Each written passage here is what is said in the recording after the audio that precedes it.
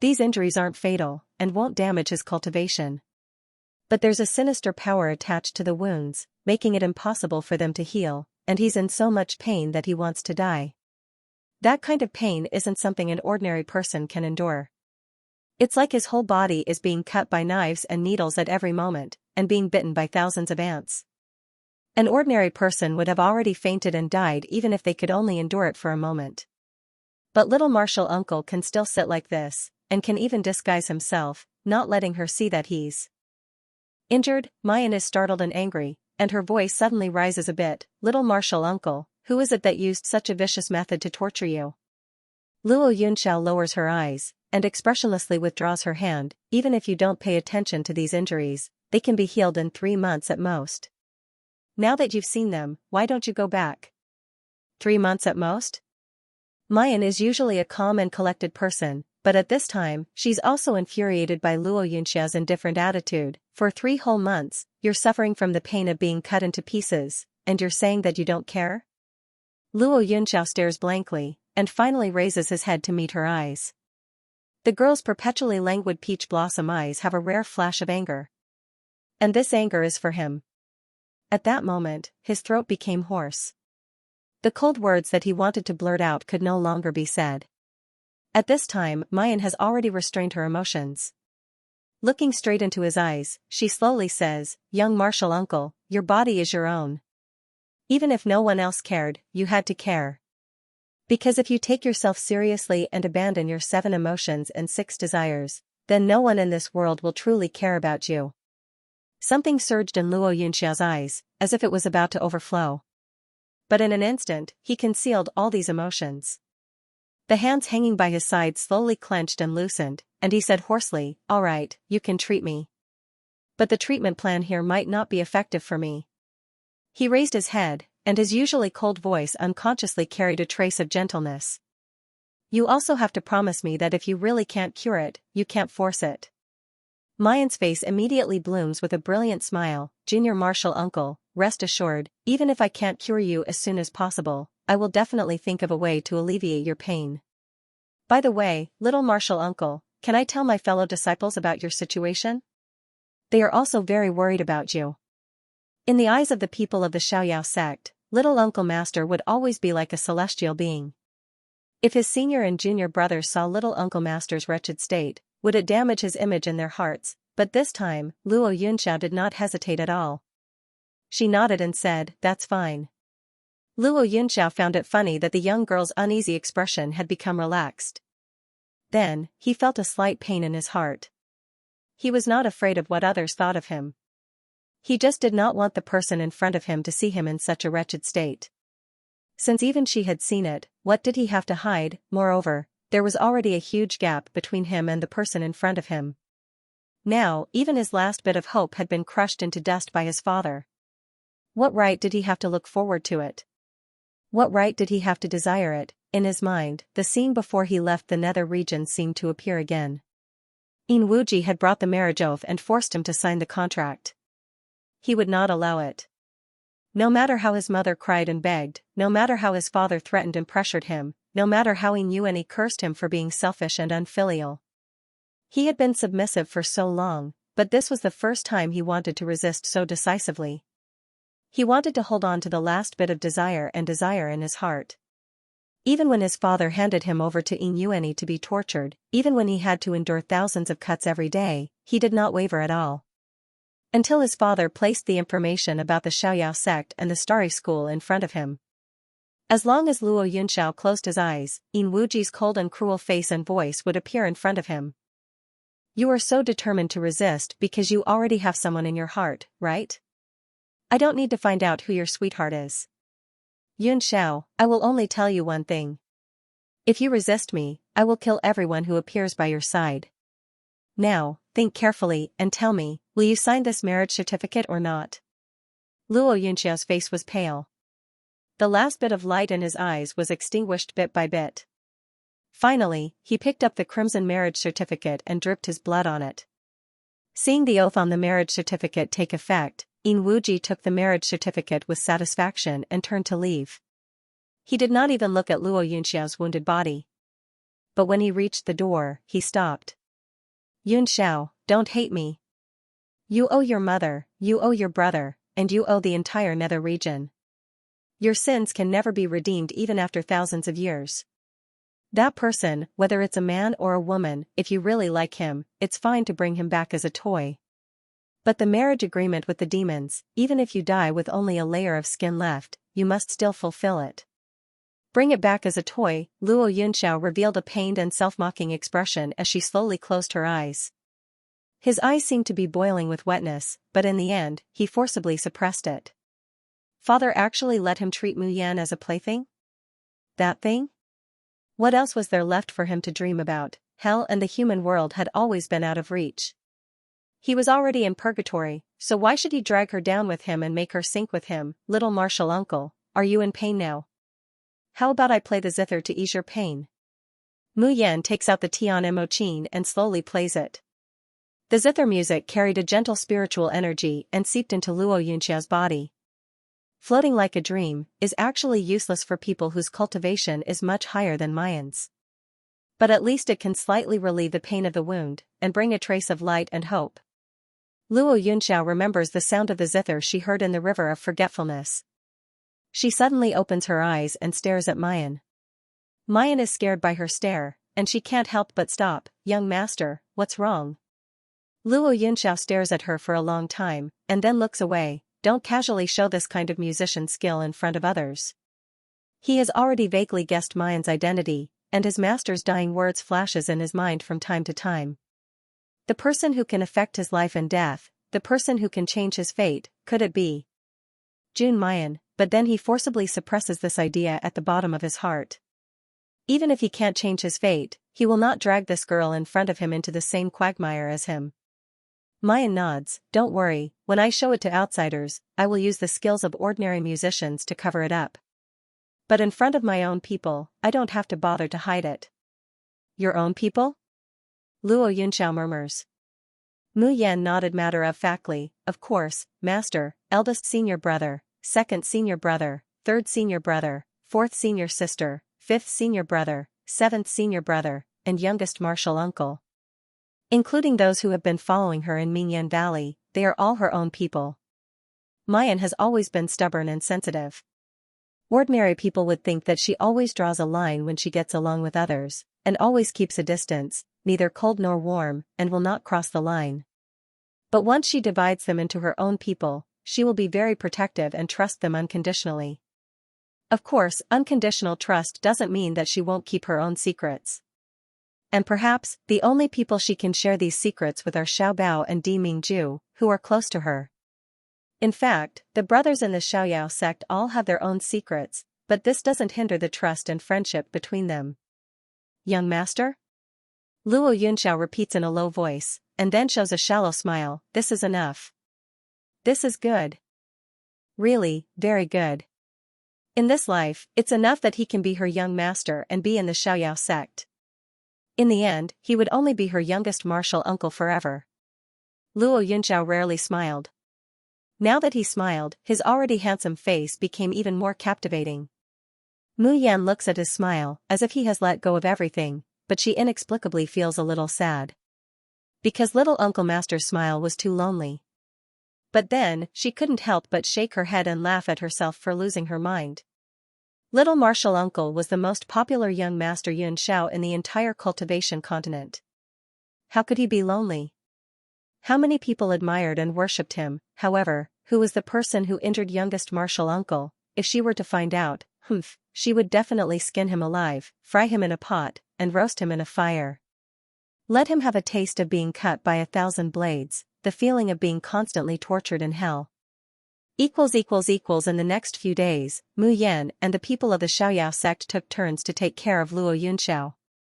When Luo Yu and the rest found out about little Uncle Master's condition, they were all furious and shouted that they would tear the person who hurt little Uncle Master into pieces. On the contrary, Luo Yunxiao, the injured person, was calm and indifferent. Seeing that they were quarreling fiercely, he would still look up indifferently. With just one look, the pressure that he usually accumulated made everyone silent out of fear. Only Mu Yan was not afraid of him. No matter how cold Luo Yunxiao was, she would treat his injuries when she needed to, and let him sleep when he needed to, and she would play the zither until he fell asleep. In the end, the people of the Xiaoyao sect all knew that their little junior sister was a protective talisman. If they annoyed Luo Yunxiao, they would immediately ask Mu Yan for help. However, apart from Chu Moli, no one suspected that there was any ambiguous relationship between Mu Yan and Luo Yunxiao. Luo Yunxiao was especially good to Mu Yan. Wasn't that a matter of course? Little junior sister could be said to be the only personal disciple of the junior master. Moreover, little junior sister was so powerful, she could treat the junior master's injuries, and she was so cute. It was normal for everyone to love her. They also loved little junior sister the most. Chu Moli was the only one who would sigh as he looked at the carefree little martial uncle and the completely oblivious little martial sister. On this day, Mu Yan had just returned to her room after treating Luo Yunxiao's injuries when she heard someone calling her. Little sister. She turned her head and met Suzy's bright eyes. She couldn't help but ask, "What's the matter?" Suzy's face showed a bit of grievance. "I haven't seen little sister for a few days, I miss little sister." After a pause, he saw that Mu Yan was completely unmoved, so he couldn't help but ask, "Little sister, you said that you would treat my injuries, is that true?" "Of course." Mu Yan nodded, "But I have to take care of the junior master during this period, so I don't have time for you. You should follow the cultivation method I taught you and massage your acupoints every day. Also, remember to take the pills I gave you every day." Suzy's illness could not be cured in a short period of time. Before starting the treatment, she had to make Suzy's body stronger. Otherwise, he might not be able to withstand the follow-up treatment. Suzy showed a wronged and regretful expression, looking as pitiful as a puppy. Mu Yan ignored him and turned to return to her room. The moment Mu Yan turned around, Suzy's expression suddenly became fierce, his eyes full of jealousy and unwillingness. But right at that moment, Mu Yan suddenly turned around, and directly faced the emotions that he did not have time to restrain. Suzy panicked. He opened his mouth as if he wanted to explain something, but no words came out. He was so anxious that his face turned from white to red, then from red to white, and tears almost fell down. That moment of maturity had now turned into the helplessness and panic of a child. Mu Yan couldn't help but sigh softly, finding it a little funny. She took a few steps forward and slapped his forehead. "Suzy, don't let your imagination run wild. I already have someone I like. I won't like you." Suzy's expression froze all of a sudden. The muscles on his face trembled inch by inch, and his voice was hoarse and difficult to speak. "Why? Is it because of your fiancé?" Mayan crosses her arms over her chest, looking at him with a smile that isn't a smile. "Who I like, what does it have to do with a brat like you? Even if I don't have someone I like, I won't like you." These words could be said to be cold and merciless, and there was no room for negotiation at all. Suzy's body trembled slightly, and a trace of hatred shot out from those clear and bright eyes. "You clearly said that you wouldn't abandon me." Mu Yan slapped him on the forehead again, snappily saying, "Don't pretend to be deeply in love and crazy for love. We've only known each other for a few days, and you're already deeply in love with me? Boy, are you kidding me?" Suzy hurriedly said, "But I really like little sister. This is not like, let alone love." Mu Yan mercilessly exposed him. "I'm just a life-saving straw that you grabbed when you were in despair because of your illness. Because this straw is too precious, you developed a strong possessive desire, and even mistakenly thought that this was love." Suzy was stunned, staring blankly at Mu Yan. After a long while, he stupidly repeated, "It's not like that. I feel very comfortable and happy when I'm with little sister. I also quite like you." Mu Yan smiled slightly, not evading the topic, "And thank you for appearing. But that's just a sister's liking for her younger brother, do you understand?" But they had only met by chance, so her feelings for Suzy were not that deep. But because of his appearance, Chi Huang had a chance to see the light of day again, so she was really grateful to him.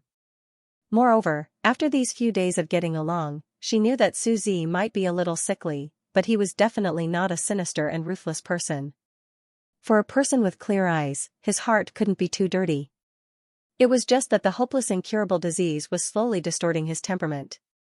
So if it was Suzy's wish, she would try her best to realize it. his illness, she would also try her best to cure it. Suzy muttered the words sister's liking for her younger brother and suddenly stared straight at Mu Yan. He said word by word, if it was sister's liking for her younger brother, wouldn't you abandon me? Wouldn't you be disappointed in me because of my illness, and then throw me aside like garbage? Mu Yan slowly raises her hand, and then gives the youth's forehead another heavy slap. Ouch. Suzy couldn't help but cry out in pain this time, feeling wronged. Little sister, why did you hit me again? I hit you because you're an idiot. Mu Yan said snappily, I said that I will definitely cure your illness. Did you turn a deaf ear to my words? What do you mean by throwing you aside like trash because of your illness? Do you have paranoia? Then, ignoring Suzy's shocked expression, she turned around and entered the room. Suzy stood there in a daze. After a long while, he touched his forehead and laughed foolishly. It seemed like the feeling of treating little Missy as an older sister wasn't bad. No, it was very good. The feeling of never being abandoned was really great. After laughing, Suzy's eyes revealed an indignant and picky expression.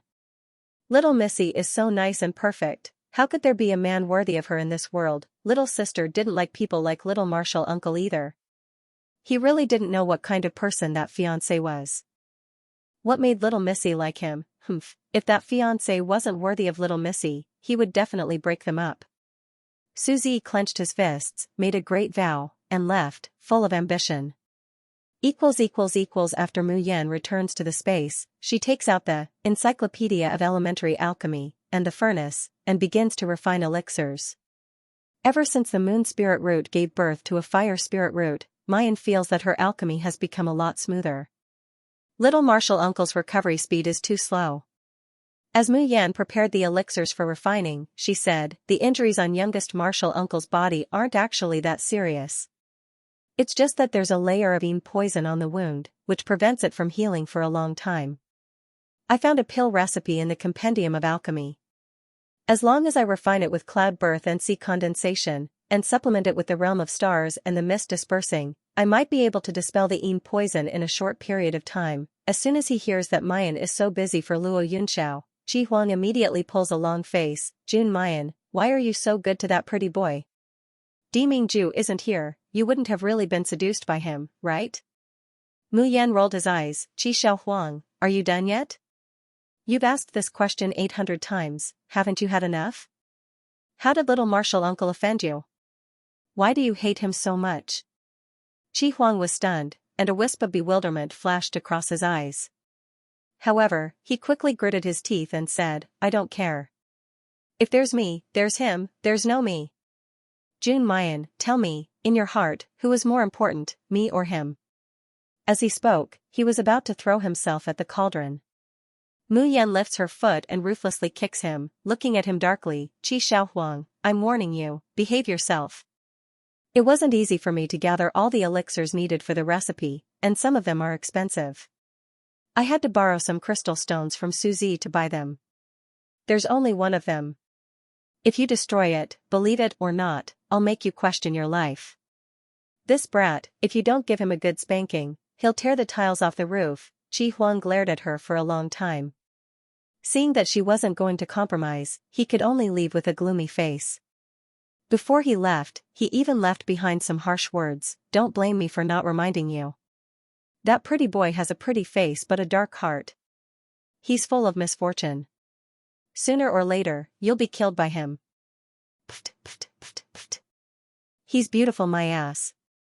Mu Yan can't help but laugh as she watches Qi Huang stomp his feet and hide inside the tower like a child. She really wanted to know if little Marshall uncle and Qi Huang had a grudge in their past lives. Otherwise, why would Qi Huang hate little Marshall uncle so much? Little Marshall uncle, I want to try a new treatment today. Mu Yan takes out the Tian Mo Qin and sits on the edge of Luo Yunxiao's bed. Eldest senior brother, please apply this medicine on little Marshall uncle's wounds. Yun Ruhan took the concoction and hesitated to step forward. She looked at Luo Yunxiao inquiringly. Luo Yunxiao silently looks at Mayan for a while, then nods. Mayan used the elixirs that she refined with great difficulty to boil. Concocting that pill had consumed a lot of her spiritual power and mental strength, so her face was still a little pale, and there were dark circles under her eyes. However, they were all covered up by her disguise technique. After the medicine is applied, Mayan slowly plucks the zither strings. Yun Ruhan had thought that she would hear either a melodious melody or an impassioned zither. But the strange thing was that this time, the sound of the zither was intermittent, and it was difficult to sob. It was as if a dying person was breathing and would stop breathing at any time. Luo Yunxiao's expression suddenly changed when she heard the sound of the zither. He threw away the scroll in his hand and wanted to get up to stop Mu Yan. However, before he started playing the zither just now, he had already removed all the defenses around his body. It could be said that in this state, it was tantamount to letting Mu Yan do whatever she wanted. If Mu Yan had the intention to kill him with the sound of the zither, she could even take away half his life in an instant. In an instant, Luo Yunxiao's limbs and meridians seemed to be entangled by something, unable to move. "Mayan, stop," he says in a hoarse voice, "you'll be in danger." Halfway through his words, beads of sweat ooze from his forehead, making him unable to speak again. His internal organs, meridians, bones, and skin all feel a burning pain. For Luo Yunxiao, this kind of pain can be said to be insignificant. However, his body is already out of control. Just like Luo Yunxiao, Mayan's complexion becomes paler and paler as she plays the zither. Sweat drips down from her body like rain. In the blink of an eye, her clothes are completely soaked in sweat. The spiritual power in her dantian is drained little by little, and her meridians are expanded to the extreme inch by inch. But it's not enough, it's far from enough. The power of the Shen musician's music wraps around the insidious poison on Luo Yunxiao's wound, but it's simply powerless to expel it. So much so that the insidious power even follows her spiritual power and begins to bite back. Little junior sister, what's wrong with you? Yun Ruhan sees Mayan's trembling body, her pale complexion, and the black energy that twines around her. She anxiously shouts, "Little junior sister, quickly stop playing." In the space, Qi Huang lets out an angry roar, "Jun Mayan, what are you doing? Do you want to die?" Still not stopping yet. In fact, Mayan also wants to stop. Before she used this method, she never thought that the insidious power attached to little martial uncle's wound would be so powerful. But at this moment, her spiritual power and breath have already been entangled by that insidious power. She wants to retreat, but she can't retreat, and she can't advance. It's clearly the most critical moment, but Mayan's eyes light up with a stubborn and callous light. That sinister power was trying to devour her spirit root. If you have the ability, come and try it." Luo Yunxiao suddenly sits up, a trace of blood spilling from the corner of his mouth. He doesn't know when, but a long sword has appeared in his hand.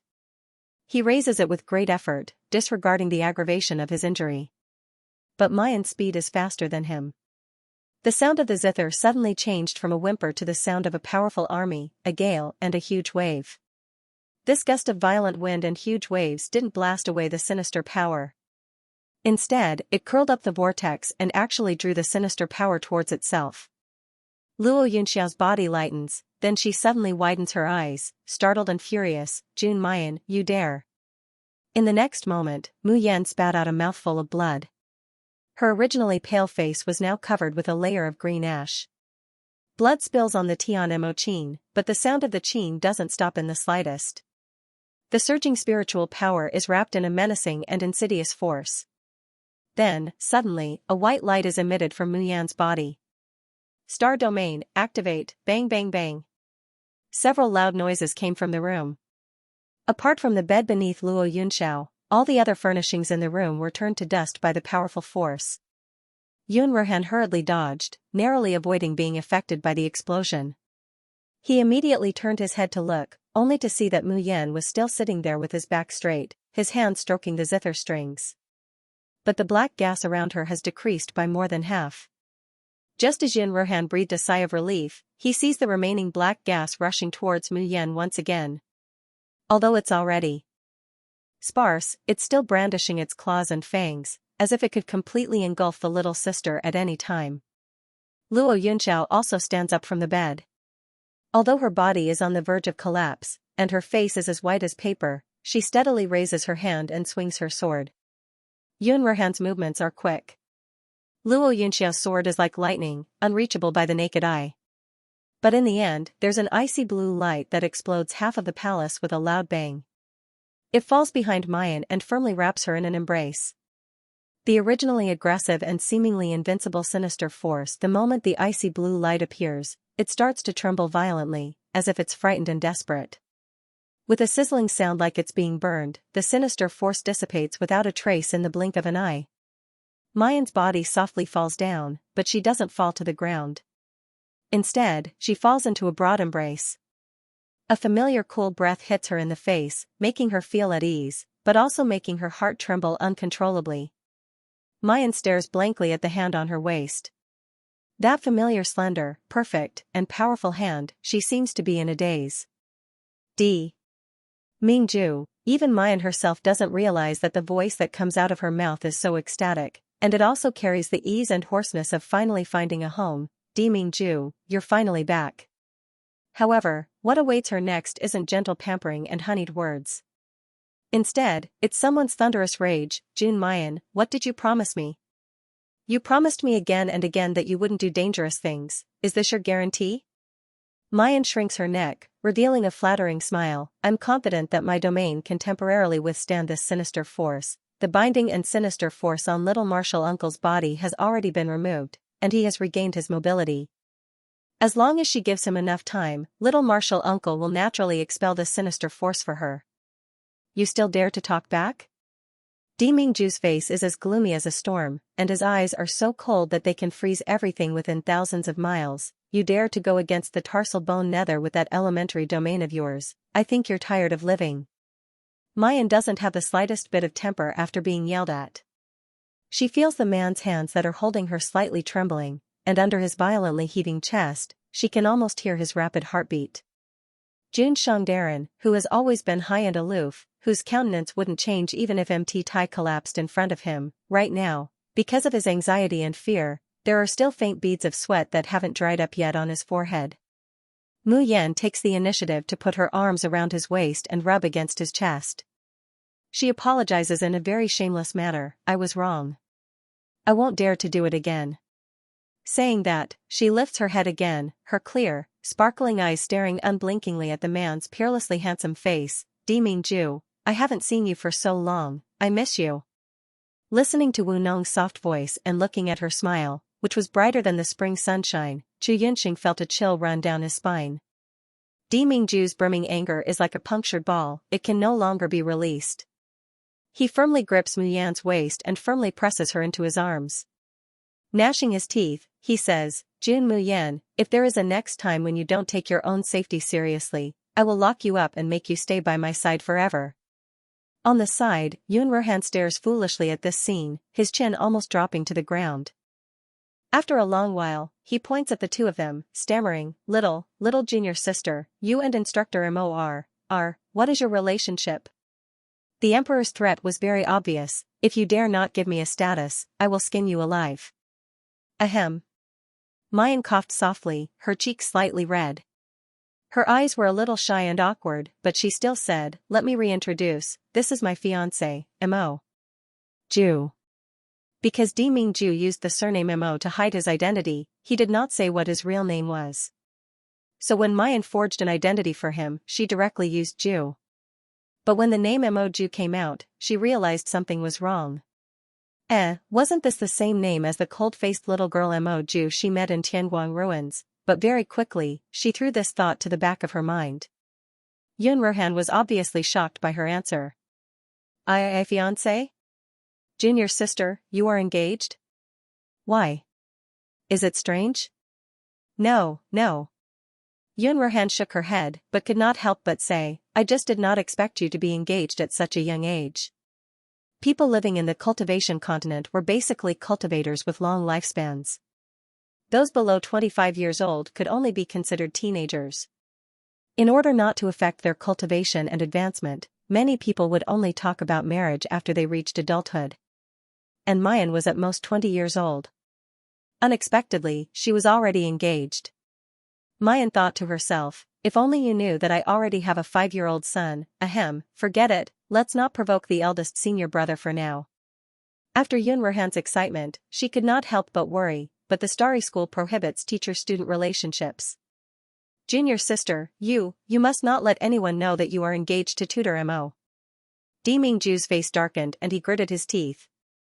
His expression was malicious, and he really wanted to tear the person who set this rule into pieces. At this moment, he really wanted to announce to the world that Mayan belonged to him alone.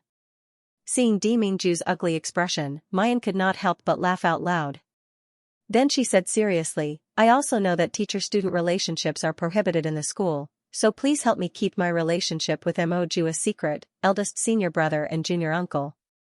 Yunruhan nodded vigorously, I definitely won't tell anyone. He did not want his junior sister to be expelled from the Starry School. Mayan's gaze turned to Luo Yunxiao. However, he saw Luo Yunxiao's pain and loneliness in that instant.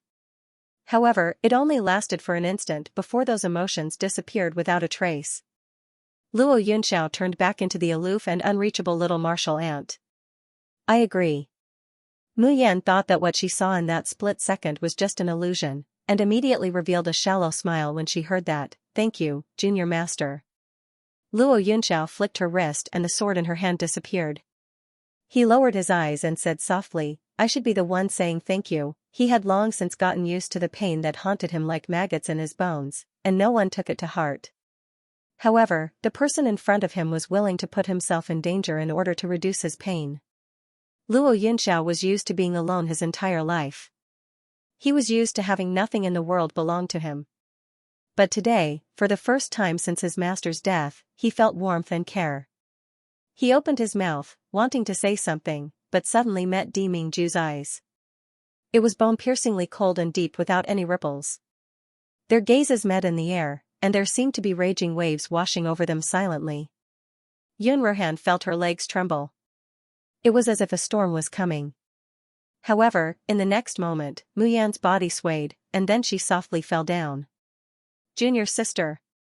Yunruhan's voice rang out. Two figures dashed over like lightning. But in the end, only a pair of hands caught Mu Yan. The moment Luo Yunxiao took a step forward, she retreated. He keeps a distance of 3 feet from Jun Mayan and doesn't come any closer. That was the distance between youngest martial uncle and his disciple. It was a gap that he would never be able to cross in his lifetime, let alone dream of crossing over. Mingju grabs Mayan with one hand and pulls her into his embrace. As he passes by Luo Yunxiao, Mingju stops and says in a low voice, the tarsal bone netherworld is something that can only be found in the Shoshian continent's netherworld domain. I don't care who you are, but if you hurt Mayan, I will consign you to eternal damnation, and destroy your soul. Also, Jun Mayan is my woman. She used to be, is, and will always be my wife. Anyone who covets or has delusions about Mayan, he will never be soft-hearted. Luo Yunxiao slowly raises her head. Facing Mingju's ice-cold eyes, she doesn't dodge or avoid them. She enunciates each word as if she's making a vow, I am her little martial uncle, and I will always be her little martial uncle. That was enough. As long as he could stay by her side, teach her, protect her as she grew up, and see her happiness, even if he was only her little martial uncle, that was enough. Mingju gives him a deep look. He turns around and takes a step, his figure disappearing several hundred meters away in a flash. The man's deep voice came from afar, remember what you said today. Mu Yan slept very deeply this time, as if it was because she had a familiar aura that made her feel at ease by her side, so the exhaustion of the past few days was completely released. In the end, she was awakened by the aroma of food. This feeling was all too familiar. Mu Yan slowly opens her eyes and sees the delicacies on the table not far from her, as well as the handsome man sitting at the table. He felt an indescribable sweetness and softness in his heart. After experiencing the misery of her previous life, she had thought that she would surely be alone in this life, and that Xiao Bao was the only person she could worry about.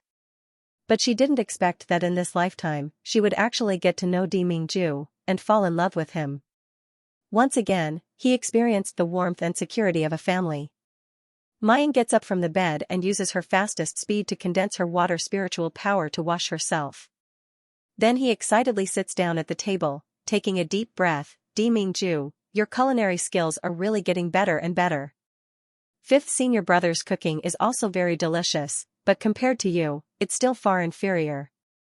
However, just as Mu Yan's hand reached for the chopsticks, it was caught by another pair of slender and powerful hands. Di Mingju coldly looks at her, who said these were made for you. Mu Yan, you didn't cook it for me.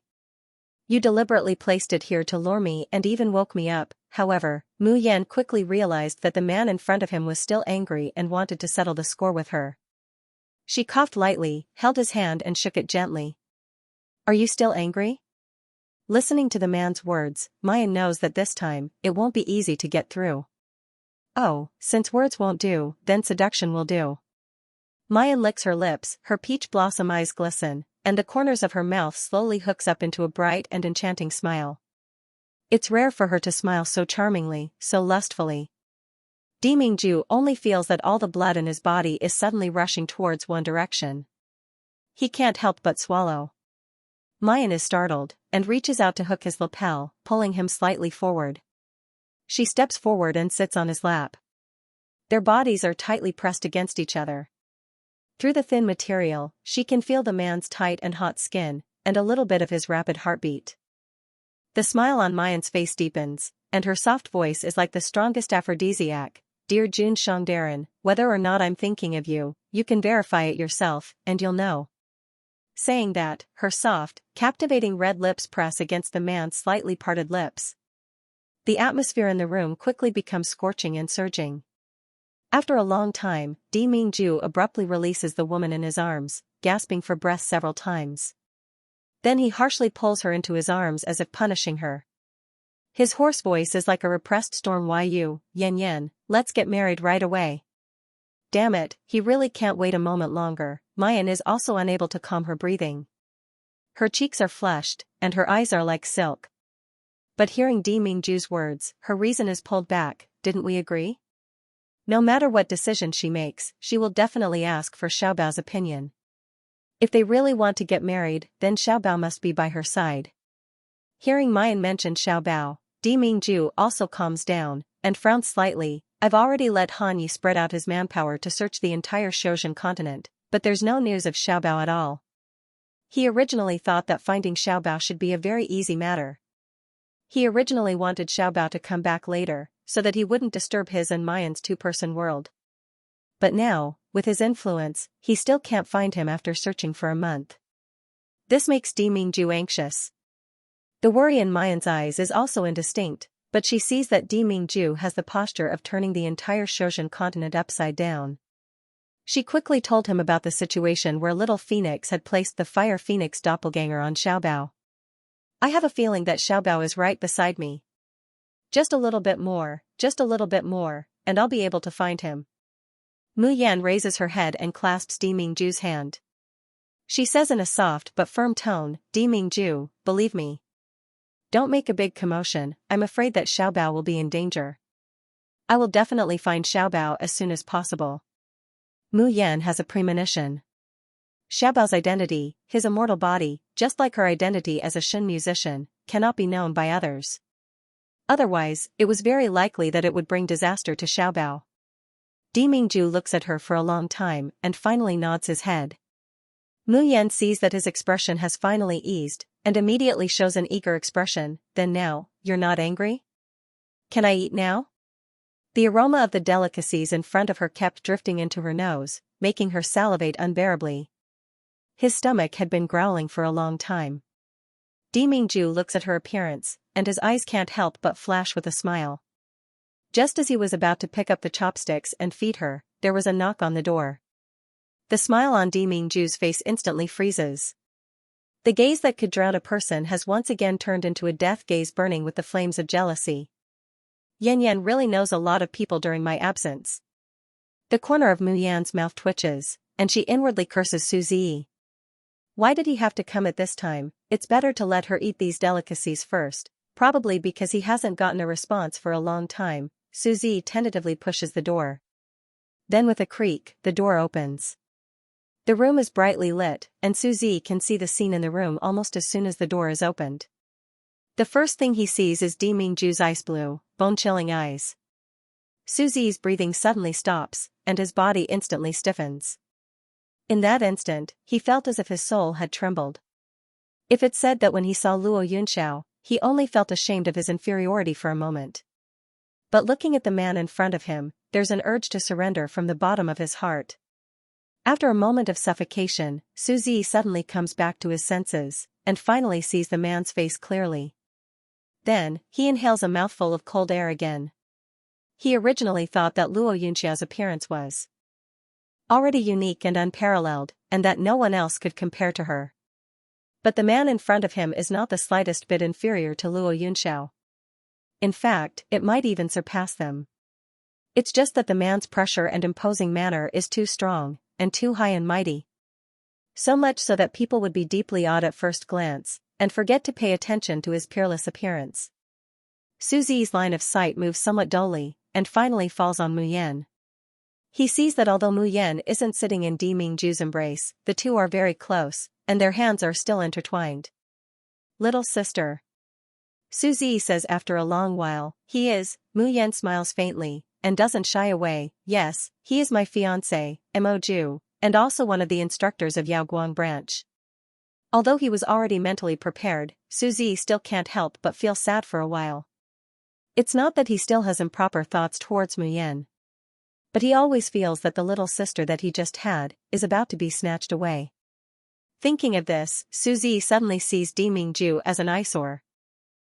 Even if he's handsome and decent, how could he be worthy of little Missy? Suzy had been hovering between life and death since he was a child, facing the threat of death almost every day. If an ordinary person were to feel Di Mingju's coercion, they might have directly withered away.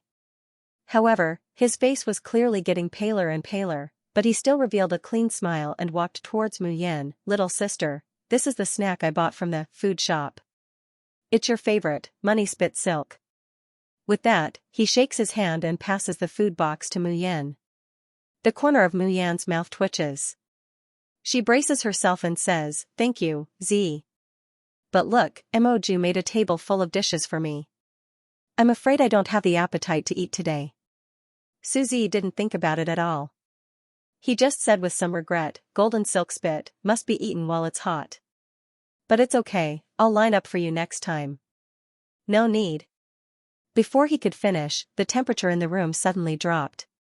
Suzy's face paled visibly. His fingers and lips turned purple. Mu Yan was shocked and quickly said, "Di Mingju, calm down, calm down. Z has a heart disease and can't withstand your pressure." As she spoke, she took out a talisman and pressed it on Suzy. The talisman burned and Suzy's face finally improved. Mu Yan's face darkened. "Z, if you keep messing around, I won't be polite anymore." Suzy pursed his lips in displeasure. But facing Mu Yan's serious and angry expression, he still felt wronged. "I was wrong, sister." As he spoke, he looked up at Di Mingju and called unwillingly, "Brother-in-law." Cough, cough, cough, cough. Brother-in-law. Mu Yan almost choked to death from Suzy's address. But Di Mingju was actually called brother-in-law. Why did he feel so happy? Suzy took the food box and left obediently.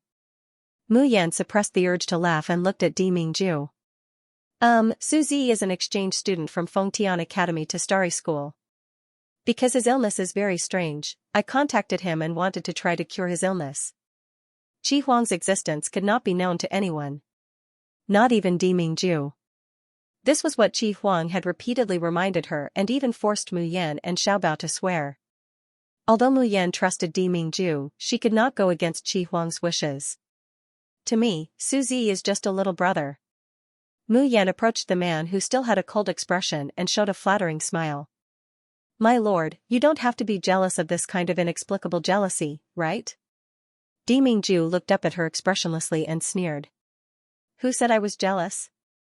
Yes, my lord, you are not jealous at all." Mu Yan quickly gave him a way out.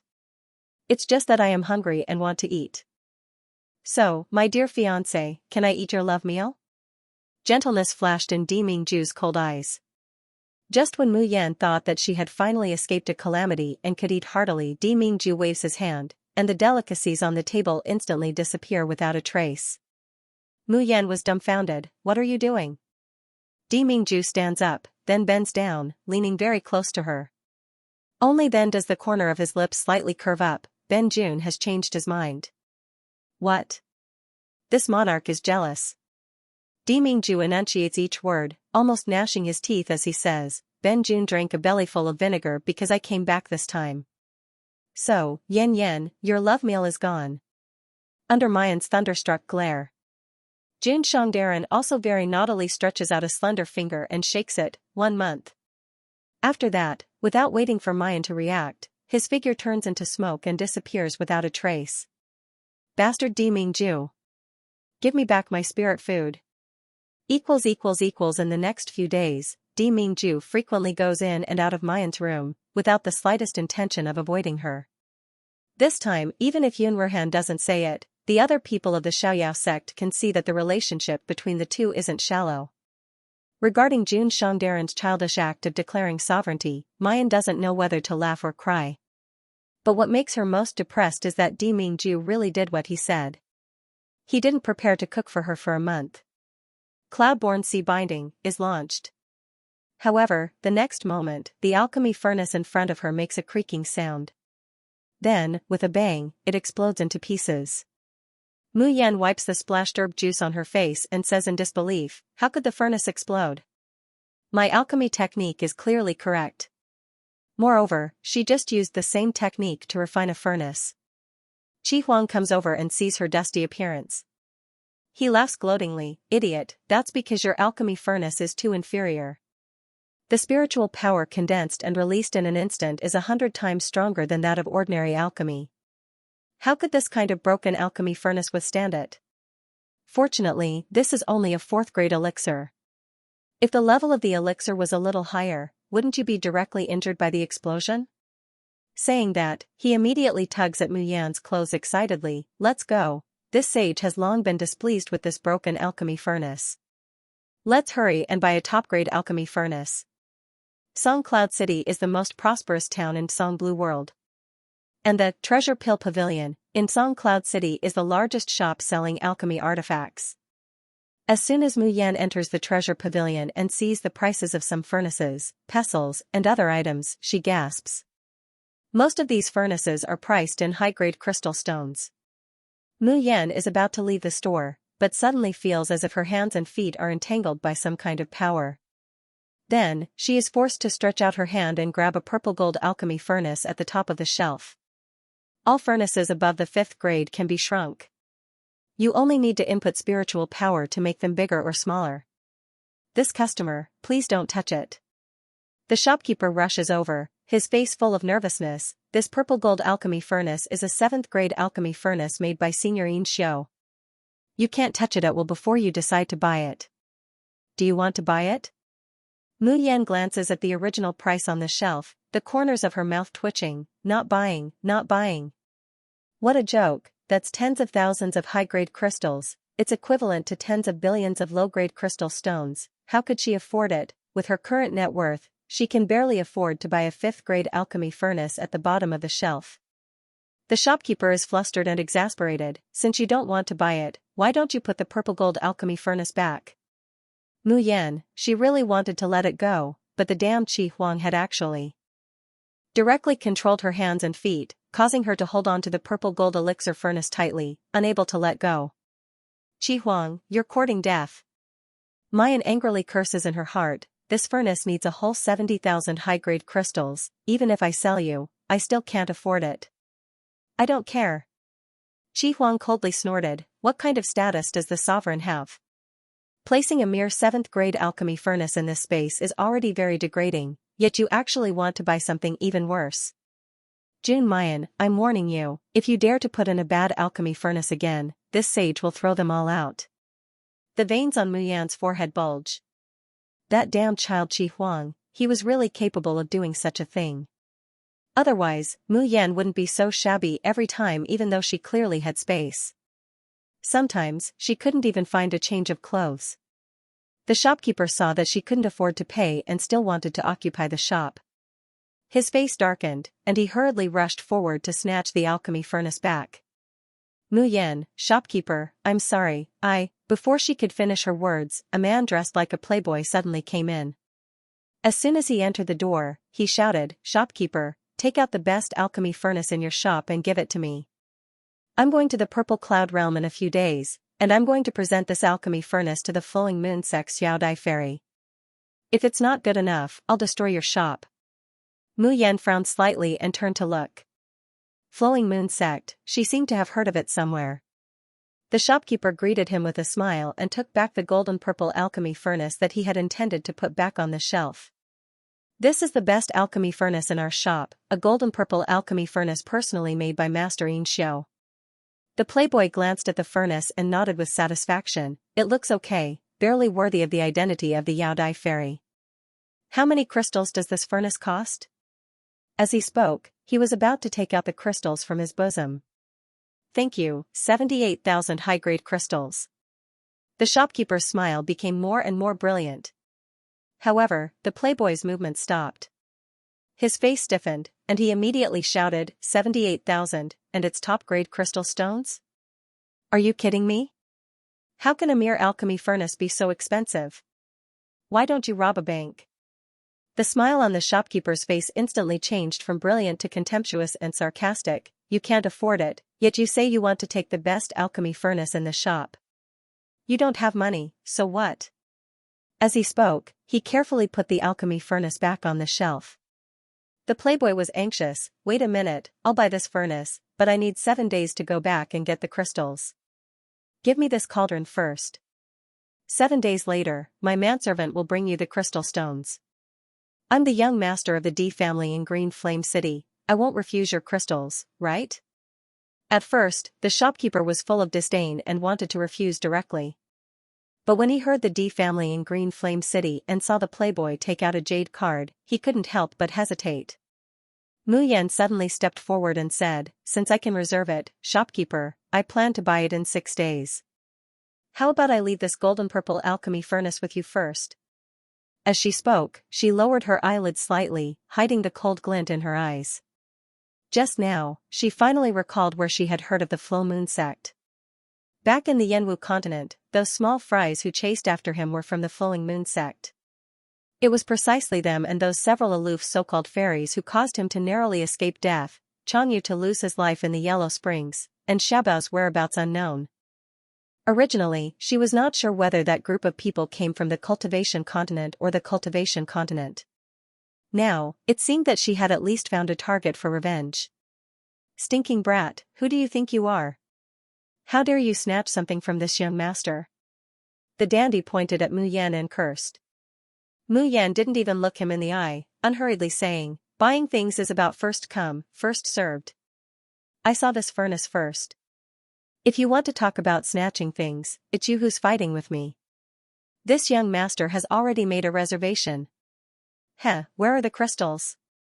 Mu Yan looked at him mockingly, with empty words. You want to take away an alchemy furnace worth 70,000 high-grade crystals. What D family's young master? You're the D family's young master, so what does that have to do with you going back on your word? Do you think the shopkeeper is a fool? The shopkeeper.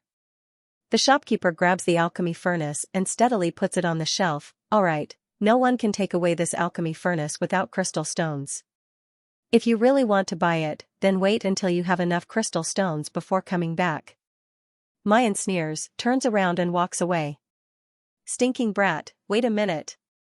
The foppish man stops in front of her and glares at her with gritted teeth. Tell me your name? I'd like to see who dares to snatch my eldest young master D's things. Mayan looks down at the men's clothes she's wearing and lightly replies, Yi Liangchen. Good, just you wait. Wait until this young master finds out 18 generations of your ancestors, I'll definitely let you. Mayan doesn't pay attention to this good-for-nothing foppish man. She gets on the flying boat and leaves. Ha ha ha, Jun Mayan, didn't you say that you wouldn't buy that alchemy furnace even if you were beaten to death? Now you boast that you'll buy it in 6 days. This sage wants to see how you can gather 78,000 high-grade crystal stones in 6 days. Hearing Qi Huang's gloating ridicule, Mayan's face collapses. Just now, when she heard about the Flowing Moon sect, she was so angry that she forgot everything.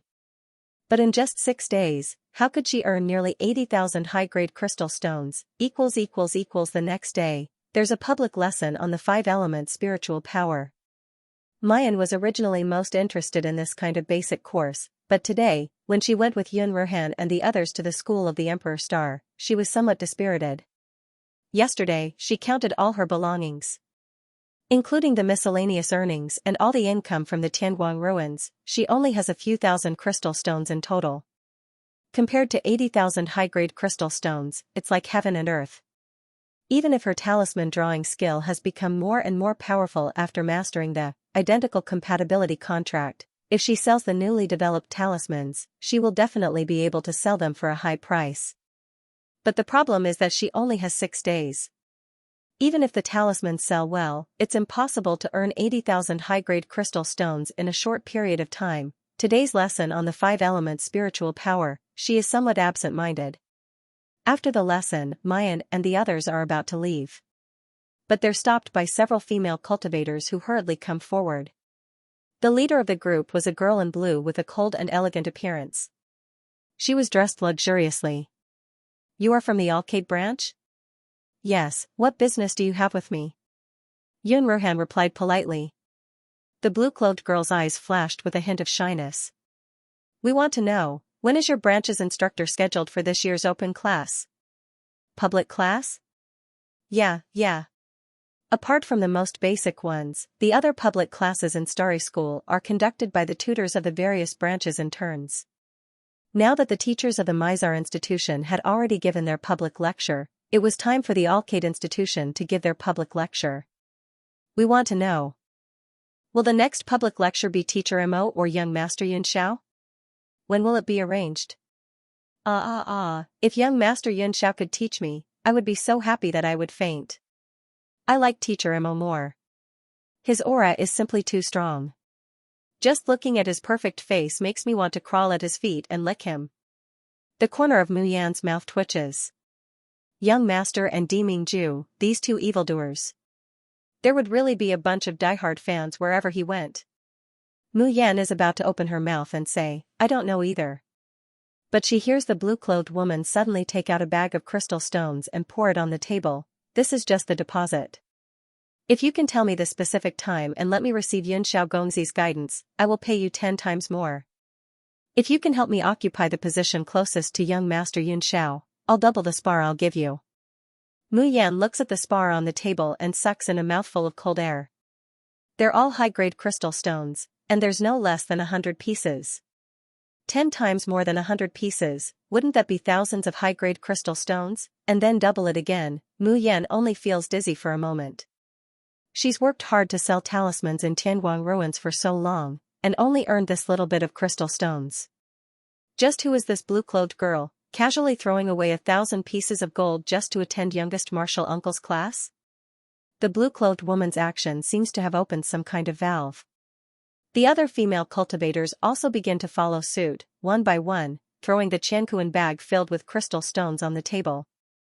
Although these people are not as extravagant as the blue-clothed girl, each and every one of them also spends crystal stones like flowing water. More than 100 high-grade crystal stones as a deposit. The least of them have at least a few high-grade crystal stones as a deposit. I want to listen to Instructor Mo's class. If Instructor Mo is the one giving the class, you will occupy the first 3 rows for me, and I will pay you 30 times the deposit. Me. I want to listen to both Instructor Mo and Yunxiao Gongzi's class. I don't need to occupy a seat, as long as I can see the 2 instructors' heavenly faces, it's fine. Stop dreaming. How could Instructor Mo and Yunxiao Gongzi have a class together? Even a lot of male cultivators have gathered around, each of them throwing crystal stones more nimbly than the female cultivators. There's even a man with an unruly expression among them, who throws more crystal stones than the blue-clothed girl. The man's voice is somewhat hoarse, and his speech is very concise. Deposit, 30 times the full amount, after the class, 100 times. The table is instantly piled with Qianquan bags filled with crystal stones. These people are so crazy. It's mainly because the instructor's public class time can be announced or not. Especially for those well-known instructors, even the branch's students often can't sit in the hall for their classes. There was no need to announce it everywhere. No one doubted how popular Teacher Mo and Young Master Yunxiao's public lecture would be. Now that the public class was about to start, there was no announcement. It was obvious that everyone had no way of knowing the time in advance. If it weren't for Mu Yan and the others from the Yaoguang branch to inform them, it was very likely that they wouldn't have gotten the news even after the class ended. Or if they received the news too late, they wouldn't be able to get a seat and would be kicked out of the classroom. Yun Ruhan hesitated. But we really don't know. Before he could finish, Ling Yuma covered his mouth and dragged him to the back. Luo Yu nodded and smiled. The people from the Xiaoyao sect looked at the table full of crystals, their eyes shining with greed. So many Jingshi, slurp. I can't take it anymore, I'm drooling. Even Mu Yan stares blankly. Just now, she was still worried about how to raise 80,000 crystal stones. But she didn't expect that Di Mingju and youngest martial uncle would be able to earn so much just by giving a lesson. Mu Yan's heart is twisting with jealousy. Luo Yu rubs her hands, looks at the table full of deposits, then looks at the surrounding fanatical students. Are you sure, just for the start of the class and to reserve seats, you're willing to pay so many crystals? Sure, definitely, and definitely. As long as it's for my young master Yun Xiao, what's a mere crystal? If I can let young master Yun Xiao hold my hand, I'm willing to pay with my life. From the moment I saw Instructor Mo, I felt that he was exactly the same as the legendary Di Zun. If I can get Di Zun's guidance, my strength will definitely advance by leaps and bounds. Spending these crystals is worth it. Luo Yu smiles until her two dimples are faintly discernible. She happily notes down everyone's name and needs. And Mu Yan also knows that the male cultivator who pays the most is called Su Yingbua, from Migra's branch, and the blue-clothed girl is called Qinanlu, from Heavenly Jade branch. Ha ha ha, I didn't expect that just by selling the class time, we'd actually earn so much. Luo Yu grabs a Chankuan bag, simply blooming with joy.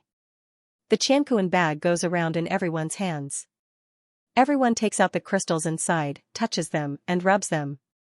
In the end, it's Mu Yan's turn. She smiles as she finishes touching, and is about to return it to Luo Yu.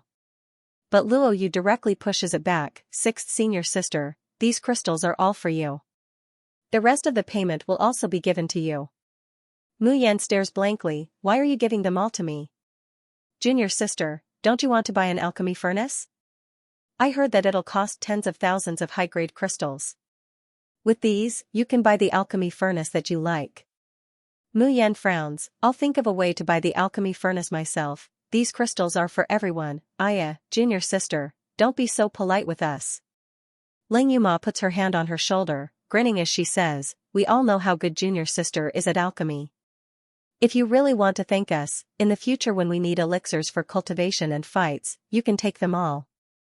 Ling Yuxing rolls his eyes. Fourth senior sister, do you know how much a 5th grade elixir and above is worth? Letting junior sister take all your elixirs, aren't you taking advantage of her? TSK, so what if I like to take advantage of junior sister? Little junior sister, just tell me, are you going to cover my future medicinal pills or not? Mu Yan grips the heavy Chankuan bag in her hand, feeling an indescribable warmth in her heart. She was silent for a long time before she said resolutely and decisively, all right, I'll be responsible for all of your medicinal pills and talismans in the future. He, I've earned it. Long live 6th senior sister. After laughing for a while, they couldn't help but sigh. Think about how poor we used to be in the Xiaoyao sect. Look at little martial uncle and mentor Ren Mo. They've earned more than our sect can earn in a lifetime with just a single lesson. Sob, the heavens are unfair. Even Chumoli was a bit surprised. If we find some of the personal accessories of the two instructors and sell them in the future, one public lecture could earn so many spar. If he were to sell personal accessories and Xiaoxiang, he couldn't help but drool again. However, it was immediately extinguished by a slap. Third senior brother, can you not indulge in fantasy and tell horror stories? Stealing little martial uncle and mentor Ren Mo's personal accessories, do you not want to live anymore? As soon as he said that, the joy they felt just now turned into fear. I don't think so. We only sold the time for a public class at most. Chumoli knocked on the armrest with his fingers and said slowly, how are you so sure that one of the two tutors will give a public class? The remaining 6 people were petrified. No way. Little junior sister, whether or not we can survive this time depends on you. Junior sister, do your best. You must get at least one of them to agree. Ahem, don't worry. Junior uncle and tutor Mo love junior sister so much, they will definitely agree. Mu Yan walked into Luo Yunxiao's room with her senior and junior brothers' expectant gazes. Why did she always have a feeling that she was like a bleak wind and cold water? She did not look for Di Mingju first because the Lord was very busy. Even though he was a tutor in Starry School, he was not seen most of the time. He would only stay by Mu Yan's side at night. Mu Yan always felt that it was more unreliable to get the mysterious, arrogant, and cold Di Mingju to agree to a public class than to get the little uncle to agree. As soon as she entered Luo Yunxiao's room, she heard intermittent music. Although it was not as demonic as before, but, did the little uncle not practice for a long time? His skills seemed to be rusty. The whole music was like the wailing of ghosts and the howling of wolves.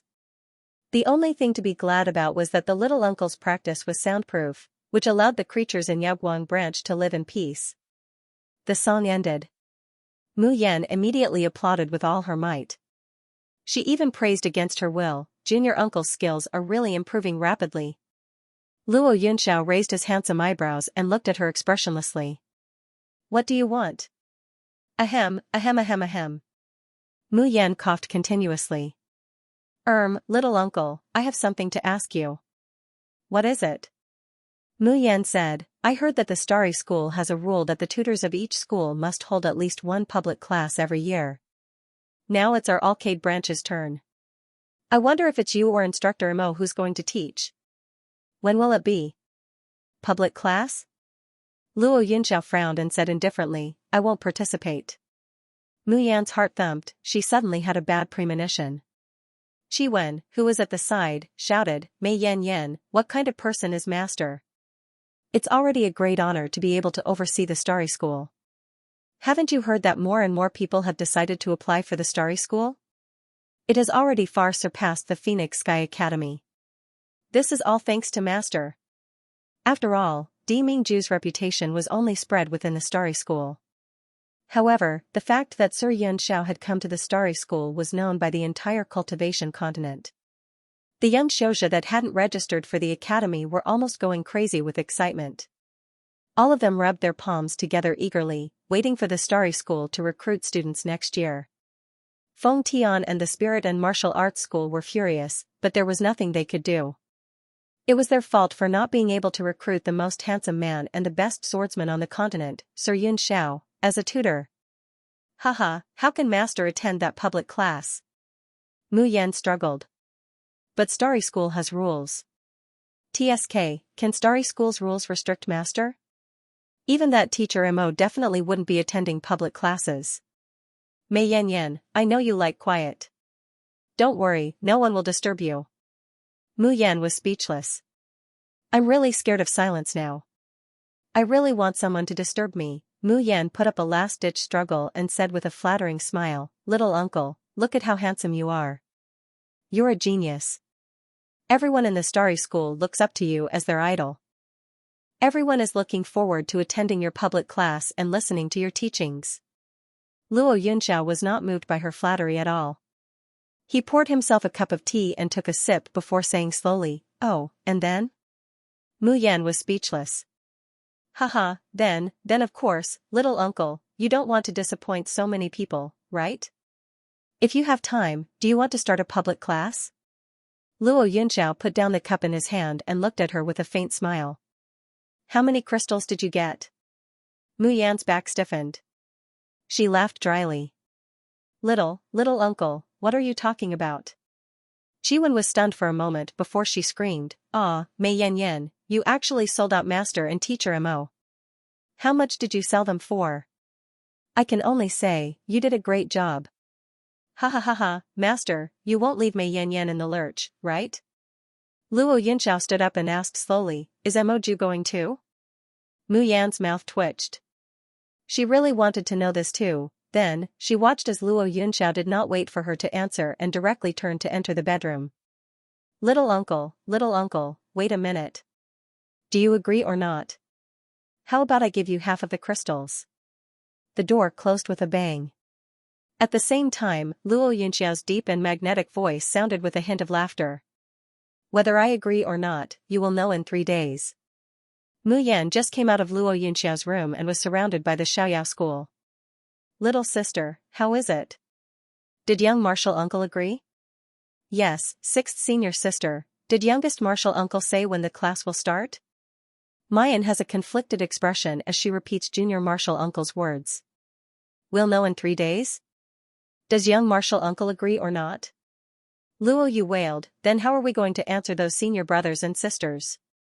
Chumoli said thoughtfully, why do I feel like little martial uncle's intention is to see if instructor Mo agrees or not? If teacher Mo agrees, maybe little martial uncle will go. Chumoli finished speaking. Everyone's line of sight simultaneously turns towards Mayan. Mu Yan, why are you all looking at me? Cough, junior sister, I'll leave teacher Mo to you. Senior sister believes that you won't have any problems. Ling Yuma slaps Mu Yan's shoulder, even if it's a seduction, you must get teacher Mo to agree. Seduction, Mayan is speechless as she looks at the sky. I didn't expect you two to be this kind of fellow apprentices. In the Xiaoyao sect, only Yun Ruhan knows that Mayan and Di Mingju are engaged. But when the others saw the intimacy between the two, they could guess it. Luo Yu grabs Mayan's sleeve, her face eager. 6th senior sister, think about the large amount of crystals, think about your alchemy furnace, our future elixirs. You must persuade instructor Mo to hold a public lecture in 3 days. Chu Moli's eyes were burning. It would be even better if the 2 instructors agreed to sell accessories. Mu Yan wanted to cry but had no tears. She really didn't have the confidence to make Jun Shang agree to attend the public class. Di Mingju was arrogant and proud. How could he lower himself to attend the public class for the stupid mortals he called? After youngest uncle came to Starry School, he had at least given them a lesson. But Jun Shang was only here in name.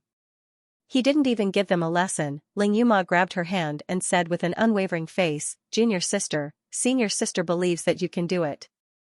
The people from the other branches are still waiting for our reply. I will send a message to them now.